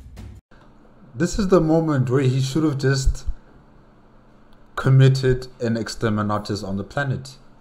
This is the moment. He had the opportunity before, he still has it now, but he wants to make it personal. He wants to be the one to put a sword in the heart of the Emperor, you know. Hey, you're not evil enough. You're not clinical enough, Horus. Horus decided on a dangerous gamble. Dropping the shields of his flagship, he opened the gateway for the Loyalists to board his vessel. The Emperor would not waste this opportunity and teleported aboard the Vengeful Spirit with his elite personal guard, the Legio Custodes. The Primarchs Sanguinius and Rogel Dawn, several companies of Imperial Fists and Blood Angels, veteran Marines in the assault. Finding themselves though scattered now throughout the ship, they fought a series of close-quarter battles against hardened Chaos Marines to reach the bridge of the ship and Horus. Sanguinius, the Blood Angel's Primarch, reached his brother Horus first, and the War Master attempted to turn his previously oldest and closest friend among the other Primarchs to Chaos one last time. When Sanguinius refused to be corrupted, Horus attacked. Wounded from his many battles on Terra and the battle with the Greater Demon, Sanguinius proved to be easily no match for Horus, who was now at the peak of his demonic power, bearing multiple marks of chaos. Horus strangled to death the angel with cruel ease. An alternate version of this event recorded in the Imperial records has Sanguinius cutting a small hole in Horus's Terminator armour before he died. This chink in the armour would aid in the Emperor's battle against Horus. When the Emperor entered the bridge, he saw the winged corpse of the angelic Sanguinius lying at Horus's feet. Horus engaged the Emperor, calling him foolish for refusing the power that Chaos offered. Horus proclaimed that if the Emperor would kneel before him, he would spare his life. The Emperor knew well the ancient trap that had snared Horus, and the Emperor told the corrupted Primarch that he was the deluded slave of Chaos, not its master, for no mortal could ever truly claim to be more than a simple pawn of the ruinous powers.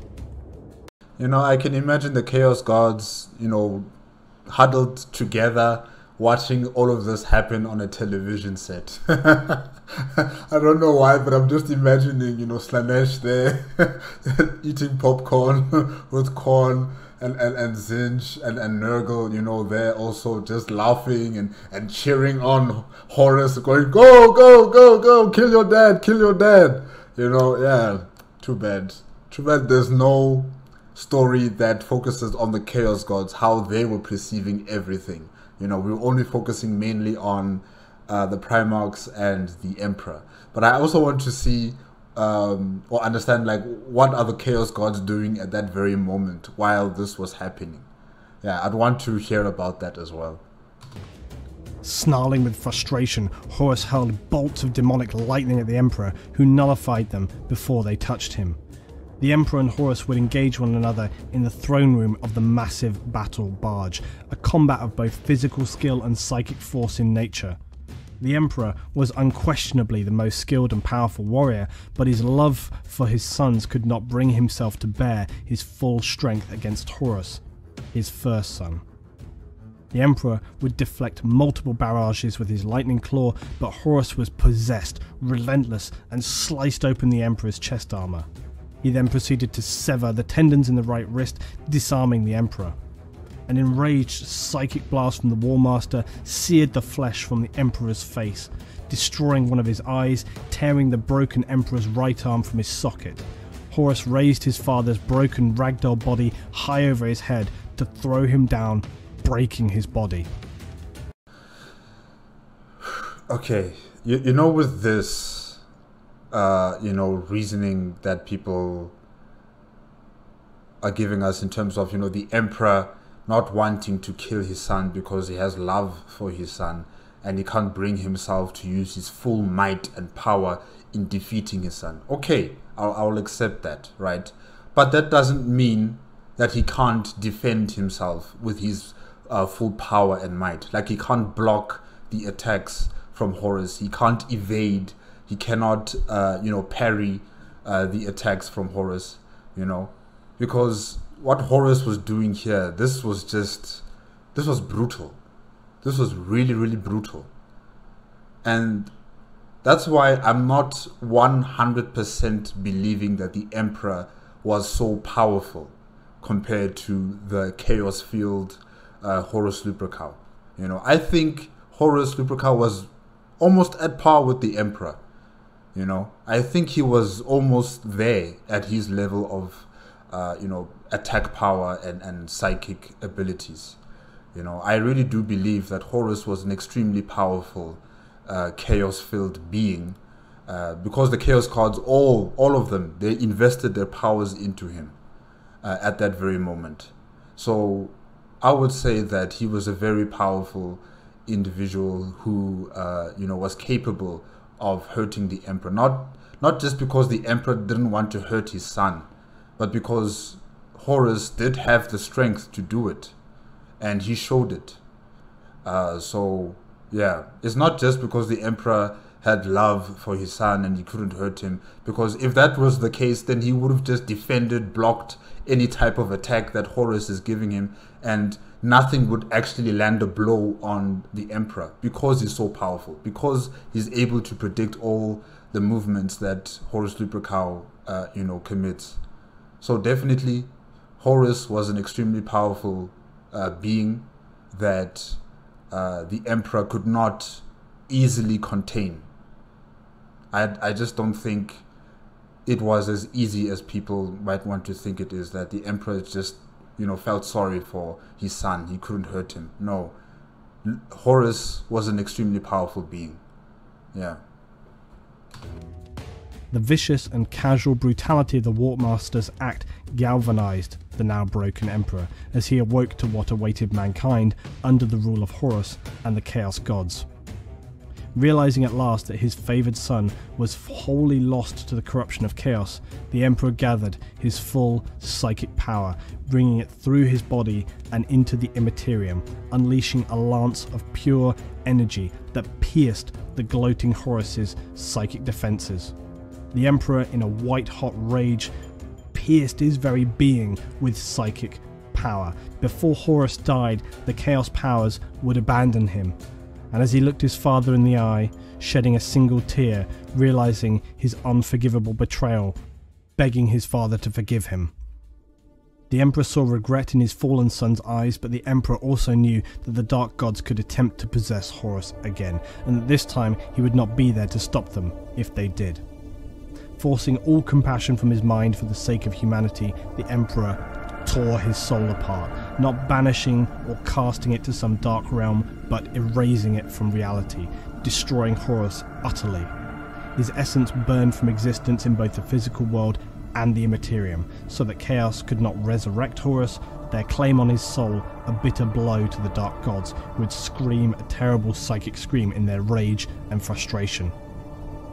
Yeah, they were screaming at the television set as they were watching all of this happening. They were like, "Oh no!" And then they just went, "Okay, you know what? We'll find another person. We'll go back to the drawing board. We'll find another person to replace Horus Lupercal as our main guy." And yeah, The destruction of Horus's soul sent a psychic shockwave surging across the solar system, casting the demons of chaos back into the warp and spreading a mass panic among the traitor legions and other traitor forces on the surface of Terra, who felt in fractions of seconds the weakening power and loss of the chaos mark upon them. It became clear to the traitors their leader had been defeated. In this moment, a terrible berserker fury, later to become known as the Black Rage, encompassed the Blood Angels. From the moment of their Primarch Sanguinius' death, they went out surging forth to scatter the attackers, slashing in all directions, howling vengeance upon them. The already retreating traitor legions ran for their lives, screaming in terror from the frenzied Blood Angels. A screaming retreat soon turned to an apocalyptic bloodbath. Thousands upon thousands of Chaos Space Marines, as well as the Chaos Titans, fell attempting to flee.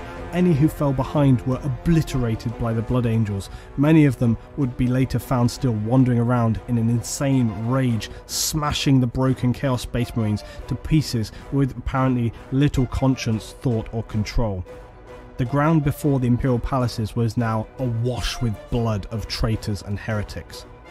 Meanwhile, the Imperial Fist's Primarch Rogel Dawn finally found his way to the corrupted starship's bridge, only to discover his brother Sanguinius and the shattered and broken body of the Emperor, who was now, despite his near immortal powers, on the very real verge of death. His remaining psychic energy spent in the defense of the Golden Throne and subsequent battle with Horus. The Emperor whispered instructions to Dawn, ordering him to transport him to the device known as the Golden Throne in the inner sanctum of the Imperial Palace. If there was any chance to save the Emperor's life, Dawn would of course do so, without question.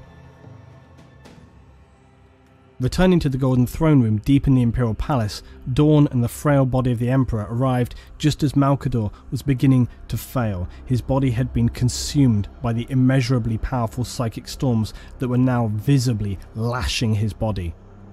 As the tech priests hastily adapted the throne to be able to support the Emperor, Malcador was disconnected. Within minutes of this though, his husk of a body would turn to dust, blowing across the stone floor. But not before he reached out with the very last of his life energy and transferred it to the Emperor, giving him that last injection of power needed to survive for the moments until he could be transferred to the Golden Throne. This last act of Malcador was another blessing from the Sigillite, as the Imperial attendants would come to the realization that they could do this many times over, and so began the almost endless task of locating and bringing Psykers to Holy Terra, to have the honour of being sacrificed and transferred their energy to the Emperor to keep his spirit alive, and also to keep the door of the raging Imperial webway shut. The honour. They call it an honour. Chilling. This last energy from Malcador would allow the Emperor to speak his final commands, to continue the fight to free humanity from the forces of chaos, as well as the ignorance that continued to assail it. At these final words he would be silent, his body now entombed within the mechanisms of the Golden Throne, his body shattered but his spirit remaining forever strong. He would command the Imperium through his psychic hints and emanations, interpreted and carried out by the High Lords of Terror. Far from a broken shell, the Emperor would continue to support the Imperium, protecting them by shielding the webway, keeping the beacon of light, the Astronomicon used by Imperial navigators, shining in the darkness, and some say the Emperor still now battles the forces of chaos on their own plane of existence, keeping the worst and most insidious demons from entering the material world or infecting the minds of suggestible men. Humanity had survived the darkest time, but at what cost? Hundreds of worlds stood destroyed or still now infected by the insanity of chaos. Half the Imperial forces had turned traitor and now began to retreat into the dark depths of the galaxy or the Eye of Terror itself. It took 7 years, just 7 years to do all of this. 7. Many previously prosperous worlds were now considered unsavable, and consequently Imperial fleets would arrive to perform exterminatus on these damned worlds, destroying all life on the planet, reducing it to an orbiting rock. The Imperium itself, despite the Emperor's best wishes, would struggle to maintain the sense of bright order once enjoyed during the Crusades. Now it would enter a difficult period, in many ways not too far removed from the 21st century, where states of repression and ignorance were often widespread and caused many of the problems they would face. The Imperium operated on a new level of suppression of its citizens, and in many ways it's hard to really find fault with this rationale. Given the severe blow to their military power, the Lords of Terror and remaining Primarchs needed to hold everything together amidst a crumbling empire. A still angry and battling traitor force who was still present throughout the galaxy and Imperial systems. Worse still was that the Xenos forces such as the Orc, Eldar and later Tyranids would seize on this opportunity to exploit humanity in its weakened state and would descend to ravage Imperial worlds that were unable to be successfully defended during this time. Yeah, they smell blood in the water, and now they've come to feast. Despite all this, the Imperium of Man would stand strong, and whilst far from the perfect empire the Emperor had sought to create, it would still represent humanity's best hope for survival. It's humanity's only hope, because all the other potential hopes have been wiped off in the name of this unification of humanity throughout the entire galaxy. You know, there were other human civilizations out there, very advanced, but they were taken out because they weren't following the imperial truth. They weren't following the doctrines of the Imperium of Man. You know, they were wiped out at the hands of the Astartes and their Primarchs, and now the only hope for humanity, the only chance for us, is this decaying, stagnant, fear-mongering empire. This is all we have left. All other options are clear off the table. They were not cut off and isolated as they had been during the Age of Strife, and in some respects would regain much of their strength in the coming 10,000 years.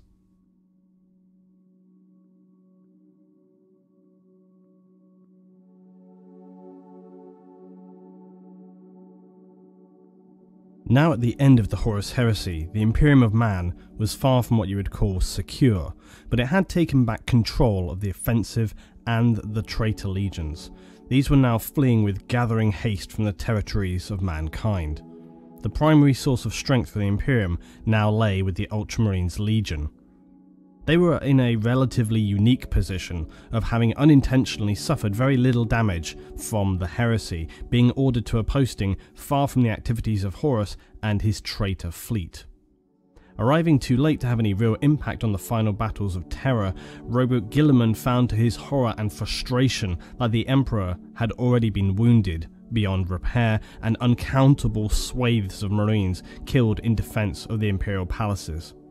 The Loyalist legions had suffered immense casualties, be it on Isfahan, Terror, or any of the myriad engagements between, and that is to speak nothing of the appalling losses suffered by the millions of Imperial Guard and Mechanicum, in addition to the many worlds that were totally lost or also destroyed at this point.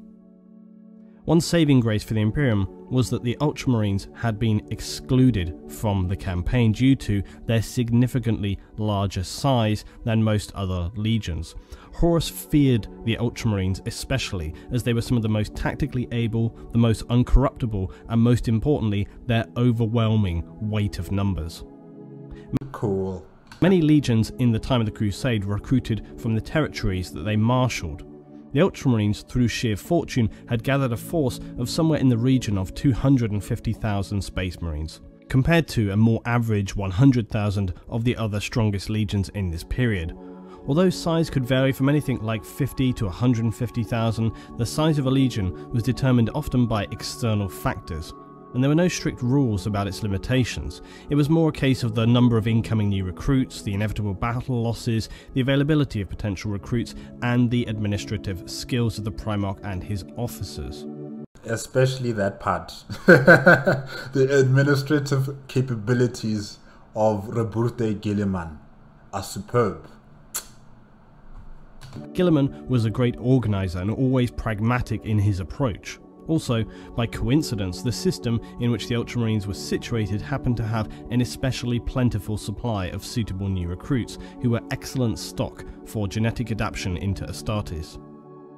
The size of the Ultramarines was particularly important at this time, as the traitor legions had themselves suffered massive losses and were now without their primary leader, Horus. Disorganized, fearful, and in some cases overcome with guilt and regret. This disorganization enabled Guilliman to capitalize on the situation, spreading his Ultramarine force far and wide across the Imperium, enabling the other loyalist legions to consolidate their forces and in some cases restock from any new recruits who were already in the program of conversion to full Astartes. When does Abaddon, come into fruition? When does he rise up to power?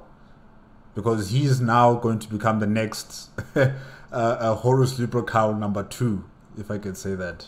Yeah, when does he come into the picture? Speeded through their training.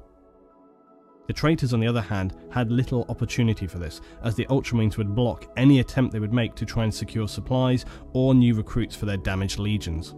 Not to mention being continually harassed and assaulted by the Black Guard Death Watch, fighting now with renewed vigour.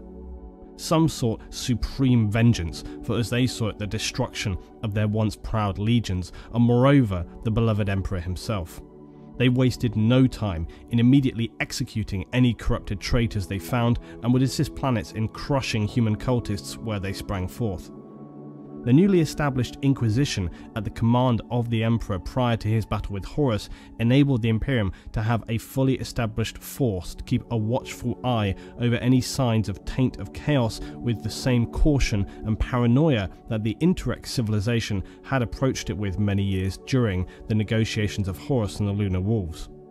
This Inquisition would later be supported by the Grey Knights. The Grey Knights are a highly secretive wing of the Imperial Space Marine forces dedicated to the sole task of locating and eliminating the taint of dark corruption and battling the Imperium's most lethal and foul enemies.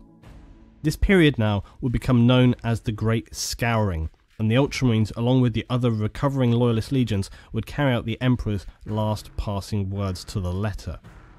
Although many traitor marines fled in disarray, it became apparent in the years to come that some had established defensive bastions on distant worlds. It would take decades to cause enough damage to the legions of the Night Lords, the Alpha Legion and the Iron Warriors before they too would retreat to the abhorrent safety of the Eye of Terror. After this period of cleansing, the Imperium needed to take stock of its situation and plan for the future.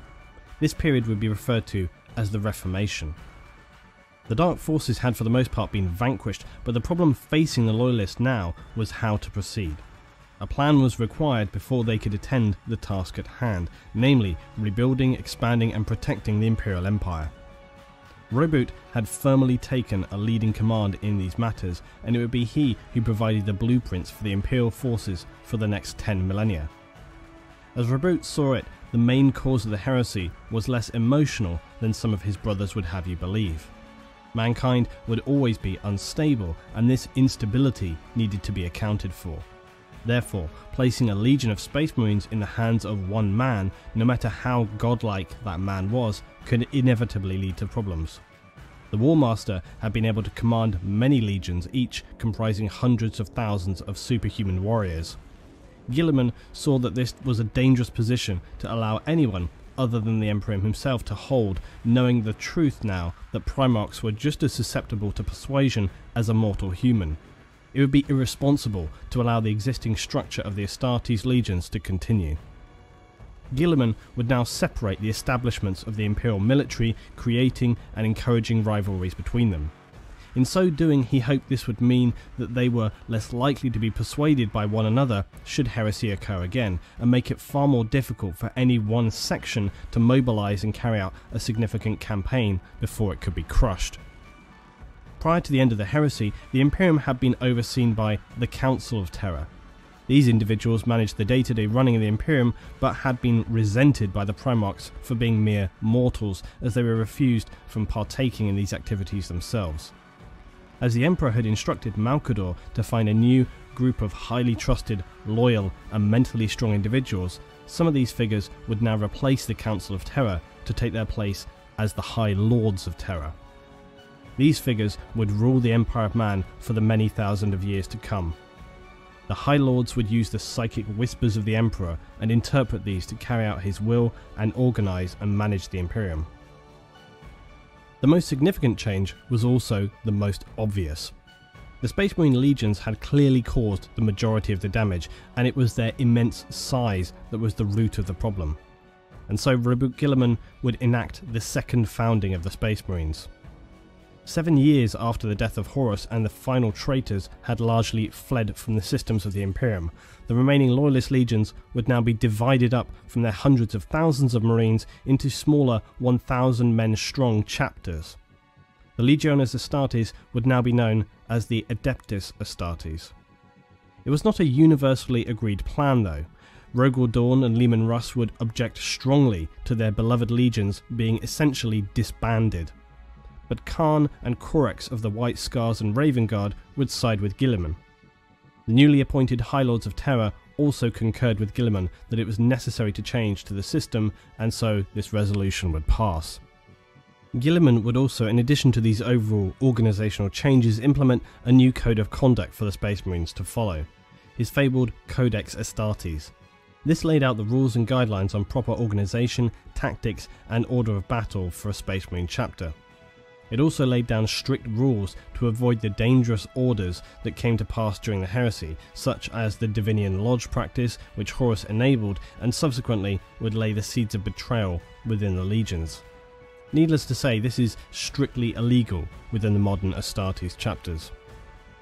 The Codex, for many other chapters of Marines, was a helpful guide on structure and practice, but for the Ultramarines it represented the gospel word as laid down by their Primarch, and it would soon become a sacred tome for the Ultramarines, who would follow it as a strict and almost fanatical code by which they live their lives, as would the many sibling chapters who were created from the vast wealth of manpower that the Ultramarines and their superior gene seed would provide.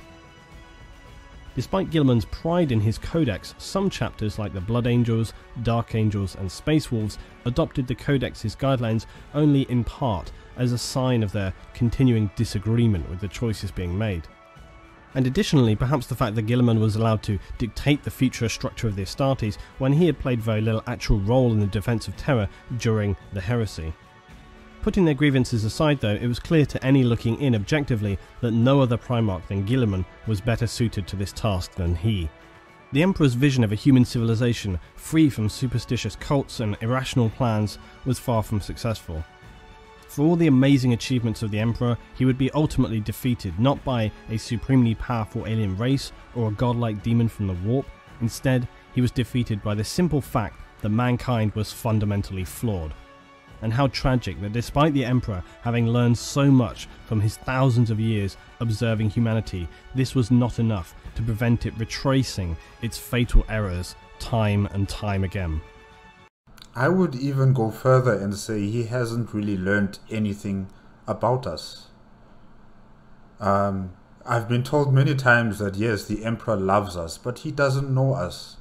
He doesn't understand the spirit that is humanity, you know. And even this notion of purging religious superstitions and, you know, purging people of their beliefs and having them believe in this imperial truth, it's just not going to work. It's just not going to work. Humans will find something to believe in, something that is greater than them. They will want to pray to it. They will want to worship it, you know.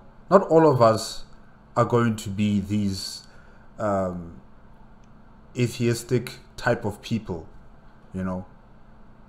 Some people are going to want to believe in something far greater than themselves. And if the Emperor comes out here with golden armor, looking all brilliant with shining lights, you know, and just looking like this humongous giant, some people, they're going to see you as a god. And there's just no way of you know, trying to explain it away to them, to say that I'm not a god, I am this, I am that. No, they will see you as a god. And if you have so much power invested into you, not only are you a psyker, not only do you have the authority of the Imperium of Man, but you have this army, this huge and powerful army, you know, navy, that could blot out the star of a solar system, you know. And you have all of this power that is within your hands, people will consider that as a god. You know, and yeah, I just think he didn't really understand humanity. He thought he could mold us in a particular way to his own specifications or expectations, and it's just not going to be that simple. We're not homogeneous. We don't all think the same way. We all have our own different paths and how we want to choose to get to that path. So yeah, the Emperor's plans, yes, they might have been brilliant, but he made a lot of mistakes. He made a lot of mistakes, and he was rushing. I've been told that he didn't have enough time, but I don't know. I think he could have just committed to his conquest a bit more slowly, you know, be more methodically in his approach, you know, have a far more deeper connection with all of his sons, and help the sons that have got mental, you know, problems. Help them out. Help out your sons that have got physical, you know, issues, like Angron with his nails in his skull, you know. Conrad Kurz being cursed with this ability to see into the future. Help him out. The age of the Imperium is now one of bureaucracy, of tyrants and unreason, an era of slow growth and repression. Humanity has frustratingly regressed back into religious beliefs while the Emperor sits immobile, unable to guide and enact his true will. His thoughts we can only glimpse at and are largely unknown. The immortal superbeing whose remaining psychic power still extends over 1 million worlds is now a ruined husk. His mortal body, to all definitions, destroyed. Although the Imperium had succeeded in preventing total annihilation from the forces of Horus and the Warp and Chaos, the cost of that conflict was unquantifiable. The ultimate loss was not that of life or territory, but the failure to establish the secular and stable empire the Emperor had hoped to create.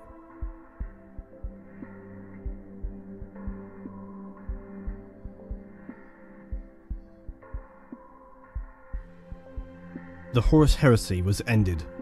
Primarch Guilliman and the Ultramarines had secured the territories of the Imperium of Man, and the remaining Imperial forces had consolidated and restructured for the future and the security of the Empire. The age of the Imperium of Man would now begin, at the end of the 31st millennium. The light and hope of the glorious Crusade era was now gone forever. Without the Emperor to lead humanity directly, the immeasurable threats to the galaxy presented to human life led the High Lords of Terror to create an imperial administration that was increasingly authoritarian, highly bureaucratic and generally dismissive and uncaring towards individual human lives as long as its structure and authority was maintained. Religion also would begin to resurge as an important tool of social control. The Emperor's preferred original rationalist truth was sidelined by the growing imperial cult, believing, as once the Wordbearers Legion had, that the Emperor was a divine being and the saviour of mankind. Only the latter would be an accurate statement. For many people, this point in time would be the end of our story. But there's more. Despite things seeming more stable now, this would not last. An extreme and horrific attack would now come barely 500 years after the inception of the High Lords of Terror by the Officio Assassinorum. This was the highly secretive and lethal assassins wing of the Imperial forces. On the orders of the Grand Master of Assassins, the High Lords were slain to a single man. A retribution force of Space Marines was dispatched to the Assassin's Temple, and despite suffering near total casualties, they were able to complete their objective and kill the Grand Master of the Assassin's Order. The Imperium would now descend into near anarchy for a period of years while a new High Council was screened and established. Another small aside now on the fates of the remaining Primarchs. This is one issue that is hugely frustrating, that despite the survival of many of the Primarchs through the darkest of times, many would now disappear or die, and in the overall perspective of things, often barely befitting their weight and importance. This is one bone of contention I have with the lore, as to me it seems these unique characters were essentially just written out of history as a matter of convenience. It's very frustrating. To satisfy your curiosity though, Rogel Dawn of the Imperial Fists would die in the last 31st millennium fighting to defend against the First Black Crusade. These were crusades launched from the Eye of Terror by the traitor legions into the Imperium. Roboute Guilliman would be fatally wounded during the Battle of Thessala in 121 Millennium 31, when he encountered one of the traitor Primarchs Fulgrim of the Emperor's Children, who had risen to become a demon prince of Slaanesh. Fulgrim cut Guilliman's neck with a poisonous sword that some say resembled an anatheme sword, which was used to wound Horus on the moon of Davin at the inception of the Horus Heresy. Vulcan of the Salamanders disappeared. He was seemingly disillusioned and broken after his legion's devastating losses during the Heresy. He vowed to return in the end times. However, he would appear some 1500 years later, where he would defend the Imperial world Caldera against an Orc invasion. He would then return to Holy Terror and berate the High Lords of Terror for their petty squabblings. Vulcan would restate his return was only temporary and he was destined to appear in another time. He would later be recorded as killed battling an Orc warboss. The Salamanders though still hunt for him, believing he will return to them should they acquire the 9 artifacts of Vulcan. Yeah, Vulcan is not dead. He cannot die. So, I don't know. The guy is just... Yeah. Agate Khan of the White Scars disappeared through a Dark Eldar warp portal whilst he was pursuing those savage Xenos after a raid on the White Scars' homeworld. Rumours that he was captured whilst lost in the twisting paths of the Dark Eldar section of the Webway. Lionel Johnson of the Dark Angels returned to his homeworld of Caliban to find it in ruins and some of his marines tainted by chaos. Whilst battling them, the Dark Chaos Gods unleashed a massive warp storm upon the planet, consuming the majority of structures save the Dark Angel's own fortress. But when the storms abated, the Lion was nowhere to be found. The Dark Angels hold amongst their number many rumours about where he is and how he will one day return to them. Maybe Trezon has him. Maybe he has him in his collection of important artifacts. He might have collected this Primarch. You never know. Corax of the Raven Guard wanted to repopulate his legion after the Isfahan 5 massacre.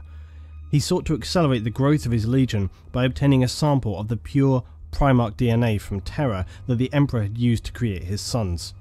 The Emperor psychically implanted the memory of the ancient laboratory in his mind to allow Corax to carry out this mission, and the needed genetic material was obtained. Now though, infiltrators within the Raven Guard from the chaos-tainted Alpha Legion used a demonic essence to corrupt this pure Primarch DNA sample, causing many newly created Raven Guard to become distorted, abhorrent mutants.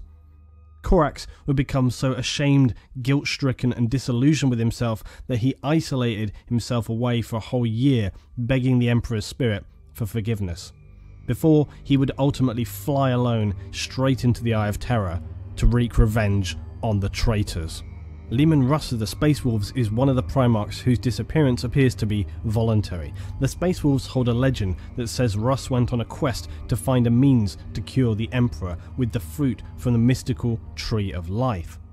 But the truth is likely to be far more complex. Others have said that Russ travelled into the Eye of Terror to lead his lost 13th Company against Magnus the Red and the Thousand Sons Traitor Legion. Still, other legends hold that Russ was dying and that he shall return to when the Imperium most needs him, the period called the Wolf Time, to lead the Wolves of Fenris once more. If Leman Russ is chasing after Magnus the Red, please, Leman, stop it, okay? You've defeated him once. It's okay. Leave him alone. He's not interested in you, okay? Leave him alone. Hey. With the Primarchs gone, the Chapter Masters would take command and the High Lords of Terror would truly become now the rulers of the Imperium. Thankfully though, this poor and horrific start to the Imperium would now be replaced by 3 millennia of strength and stability from the period of M32 to M35. The Imperium was able to re-establish roots with most of its major colonies, as well as securing and bringing into the Imperium many new colonies not reached during the Crusades, who proved to be immeasurably valuable. As an added bonus, Imperial forces were able to secure an incredibly rare and well-preserved STC from the Dark Age of technology, which further boosted the development of new technology. This also served to demonstrate to the Mechanicum of Mars that the Imperium was still a worthwhile ally and deserving of their continued partnership without even the Emperor. Despite the carnage and appalling threats occurring in the universe, a great many worlds within the Imperium see none of this in their lifetime, and some worlds have the good fortune to actually live in relative peace. In fact, many Imperial systems actually have very little interaction with the structure or forces of the Imperium. To many citizens, the prospect of actually seeing a fabled space marine of the Imperium, these semi-godlike figures, is a lifelong dream, and one that very few people actually get to experience. The Space Marines are not posted to all planets, there are simply just too few of them now for this to be feasible. Instead, they maintain a presence on the most threatened or precarious of systems, defending the Imperium against the worst Xenos concentrations or assisting the Inquisition to seek out and destroy any signs of corruption. They also continue the search for the STCs, the holy grails of the Imperium, relics of immeasurable value. The safety of the Imperium is maintained through fact-finding missions and reports from psychers across light years of space. The Adeptus Administratum maintain a highest level of information possible so that all Imperial forces can focus their diminished resources on the most likely locations at risk. Frustratingly though, and almost unbelievably, the Imperium would now sanction religion, as many Imperial cults had risen, dedicating to the worship of the Emperor as the god of mankind. The majority of these would become unified into a centralized religious body known as the Ecclesiarchy. This powerful church gained momentum until the 32nd millennium, where it became the official state religion of the Imperium and the title of Adeptus Ministorum. Centuries later, Ecclesiarch Venerus II receives a seat amongst the High Lords of Terror, and after 300 standard years, the seat reserved for the Ecclesiarch is made a permanent addition to the ranks of the High Lords of Terror.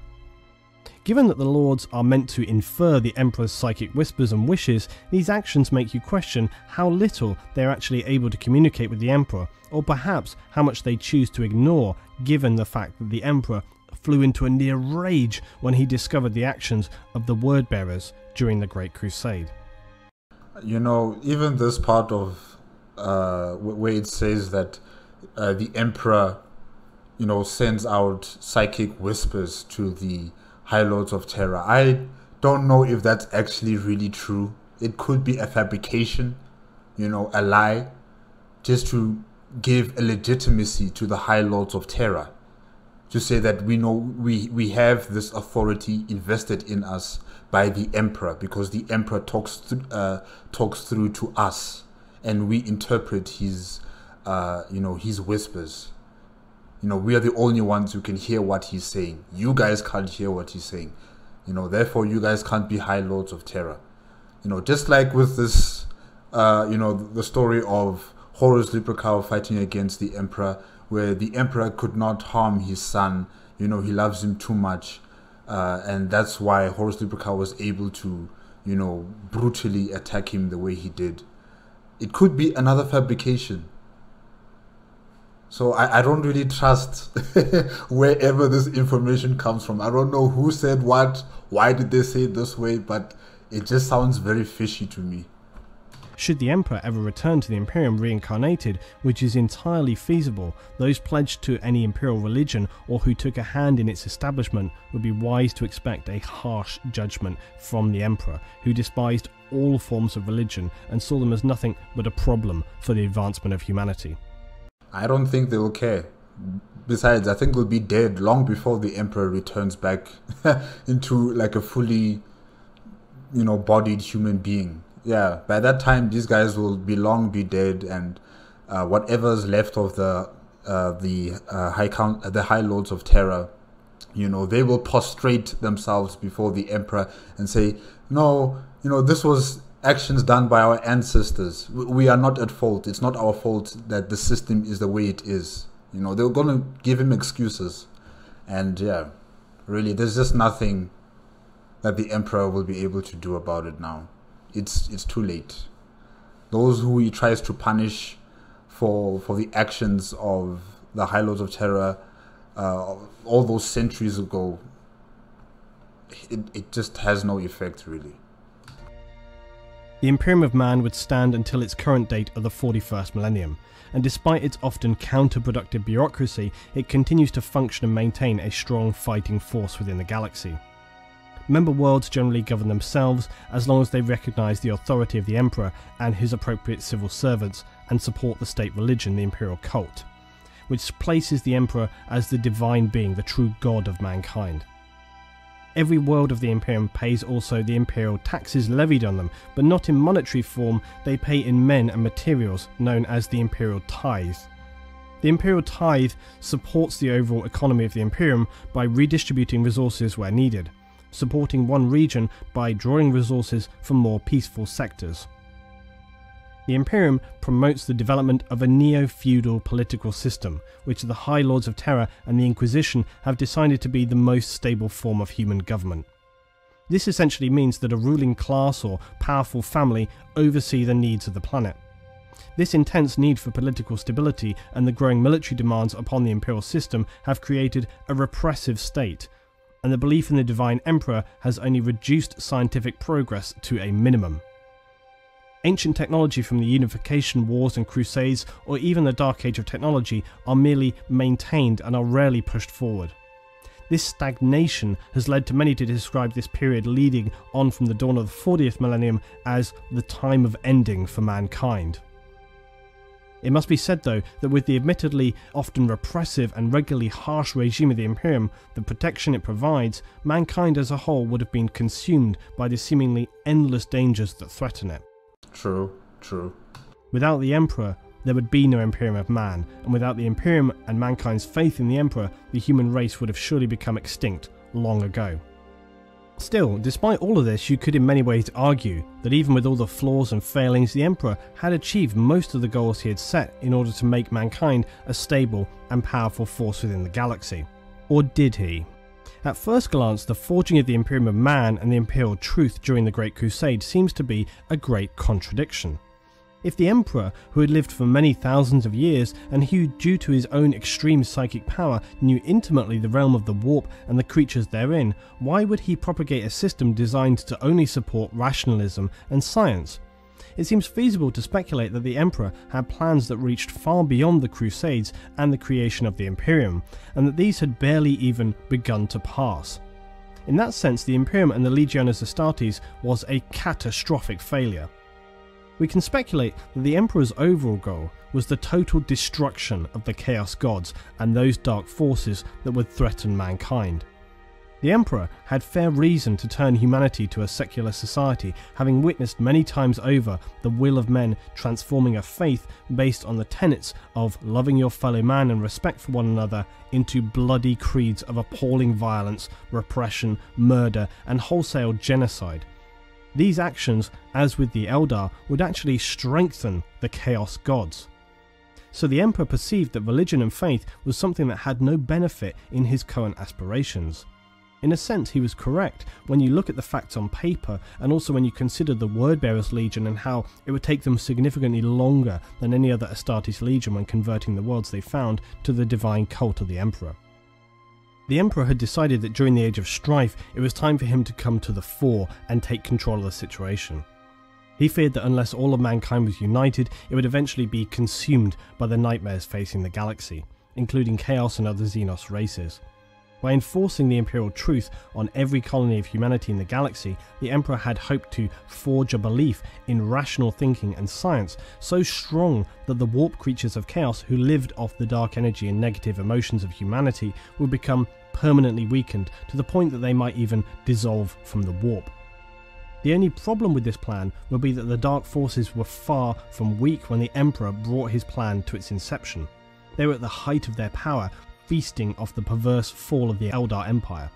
So from the beginning, Chaos sought to destroy his plans, or at the very least significantly disrupt them. Ultimately, as it would play out, they would be successful to this end. When looking at this period as a whole, it would be a fair conclusion to say that the Emperor deeply underestimated humanity's basic need for at least a proportion of society to believe in something larger than itself, beyond the sterile confines of science and technology. In many ways, the grim comedy of the whole affair is that the Emperor rigidly maintained that he should never be worshipped as a divine being, but as just a man, albeit an unbelievably powerful man. His questionable judgment in laying the foundations of the Imperium and later the Crusades proved his own proclamations that he was indeed just a man, capable of miscalculations as any mortal human. Yet despite this, he still would end up becoming worshipped as a divine being. You could call the whole series of events a tragedy, especially in the sense that legions of religious worshippers and pilgrims of the Imperium could never understand the irony of worshipping a man who had over the course of millennia done everything in his power to extinguish religion from the human race. To rub salt into the wound though, it is especially contentious that the binding factor in holding the Imperium together after the heresy was in part of course the Ultramarines, but also, significantly, religious faith in the Emperor himself. Added to this though, humanity's religious faith in the godlike Emperor would actually empower his psychic form in the warp and enable him to combat chaos on their own plane, as well as continuing to guide and protect humanity in the material world through the Astronomicon and his ever-guiding light. Which all seems ultimately ironic that for all of the Emperor's efforts to destroy organised religion, it would ultimately become his saving grace.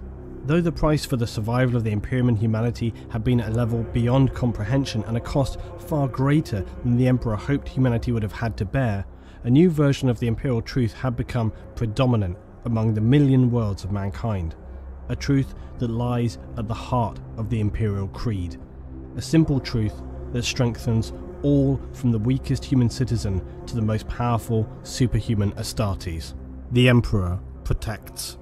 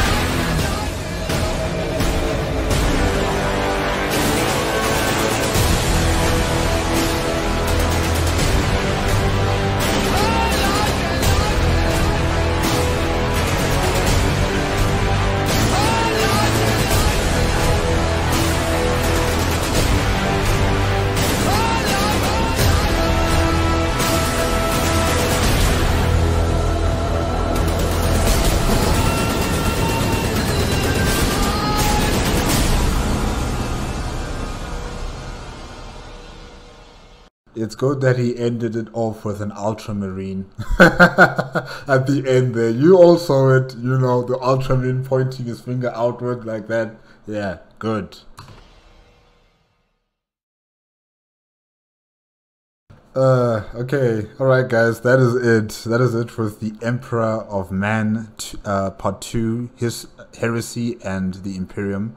Warhammer 40,000 lore history made on Luton09 YouTube channel. Yeah, the great dream has come to an end. The great plan has turned to ash.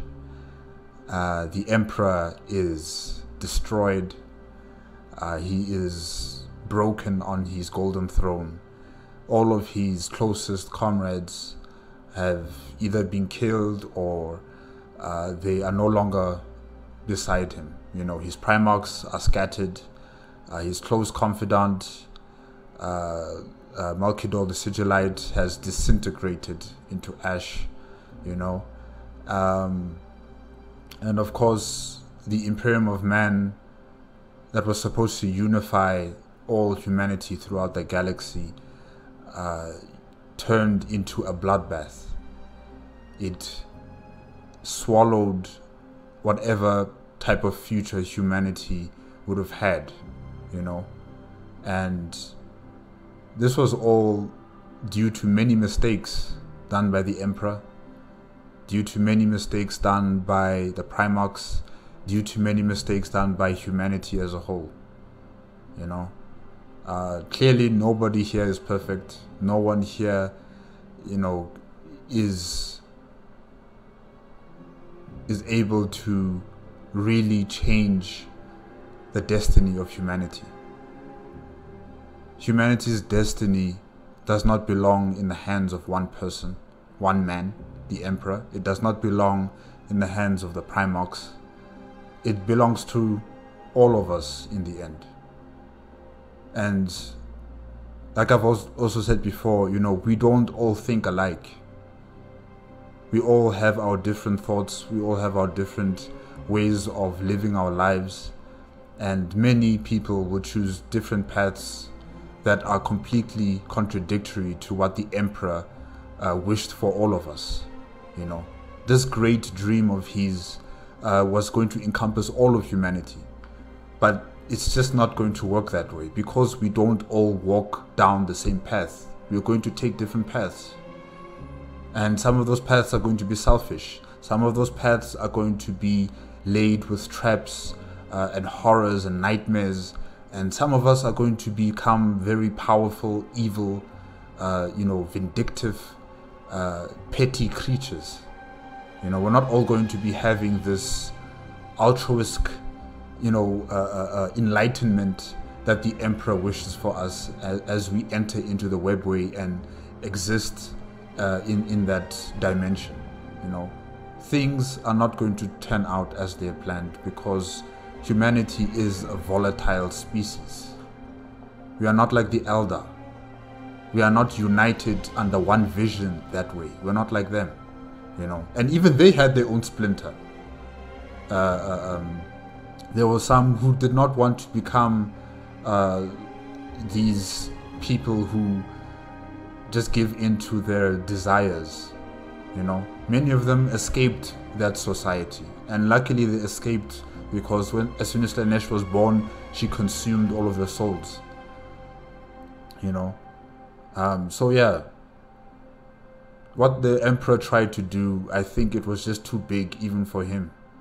Even if he could, you know, play a 4D chess game with the Chaos Gods and try to win for humanity, even that win is not really tangible to the majority of the population across the galaxy. It's not tangible at all. This plan of his was probably just too big to become into fruition, you know, to be executed flawlessly without any problems. And yeah, really, he really believed in his ideas. He really believed in what humanity could become.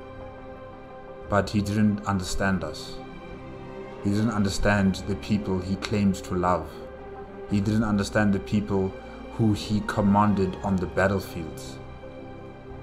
You know, he only looked at the ultimate results. He didn't go deeper into what's actually going on. Just like with the Council of Terror, they also fell into the same trap that the Emperor was in, where they don't really see what's going on deep down. They only realize it when it's too late.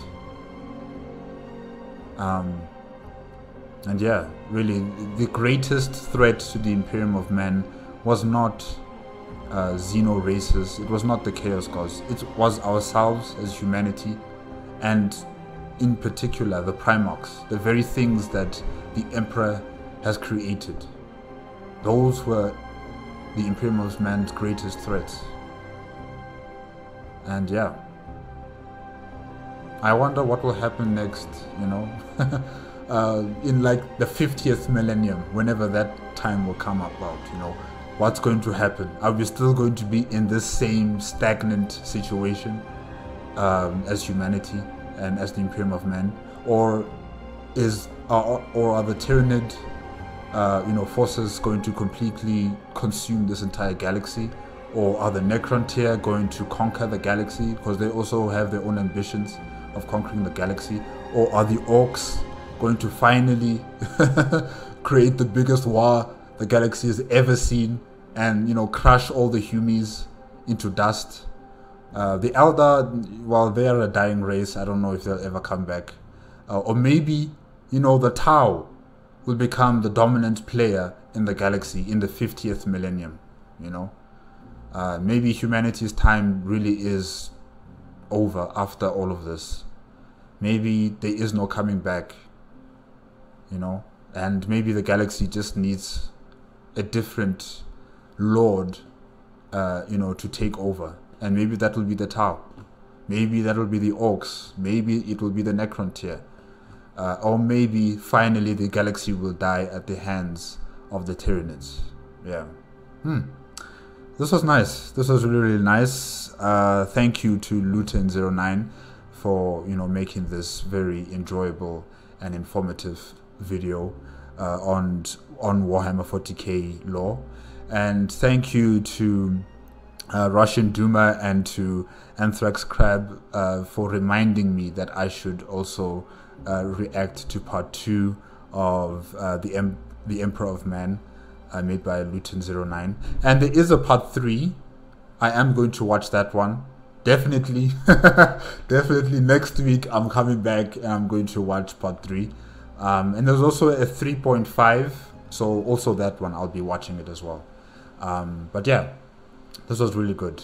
Guys, that is it. Remember, if you want to check out the original video as well as Luton09's YouTube channel, the links are in the description below. If you like my reaction, please give me a like, comment, and subscribe to my channel. Click on the notification bell if you want to be up to date with my latest videos. And I will see you guys next week, Thursday, hopefully, to watch part 3. Okay, bye-bye.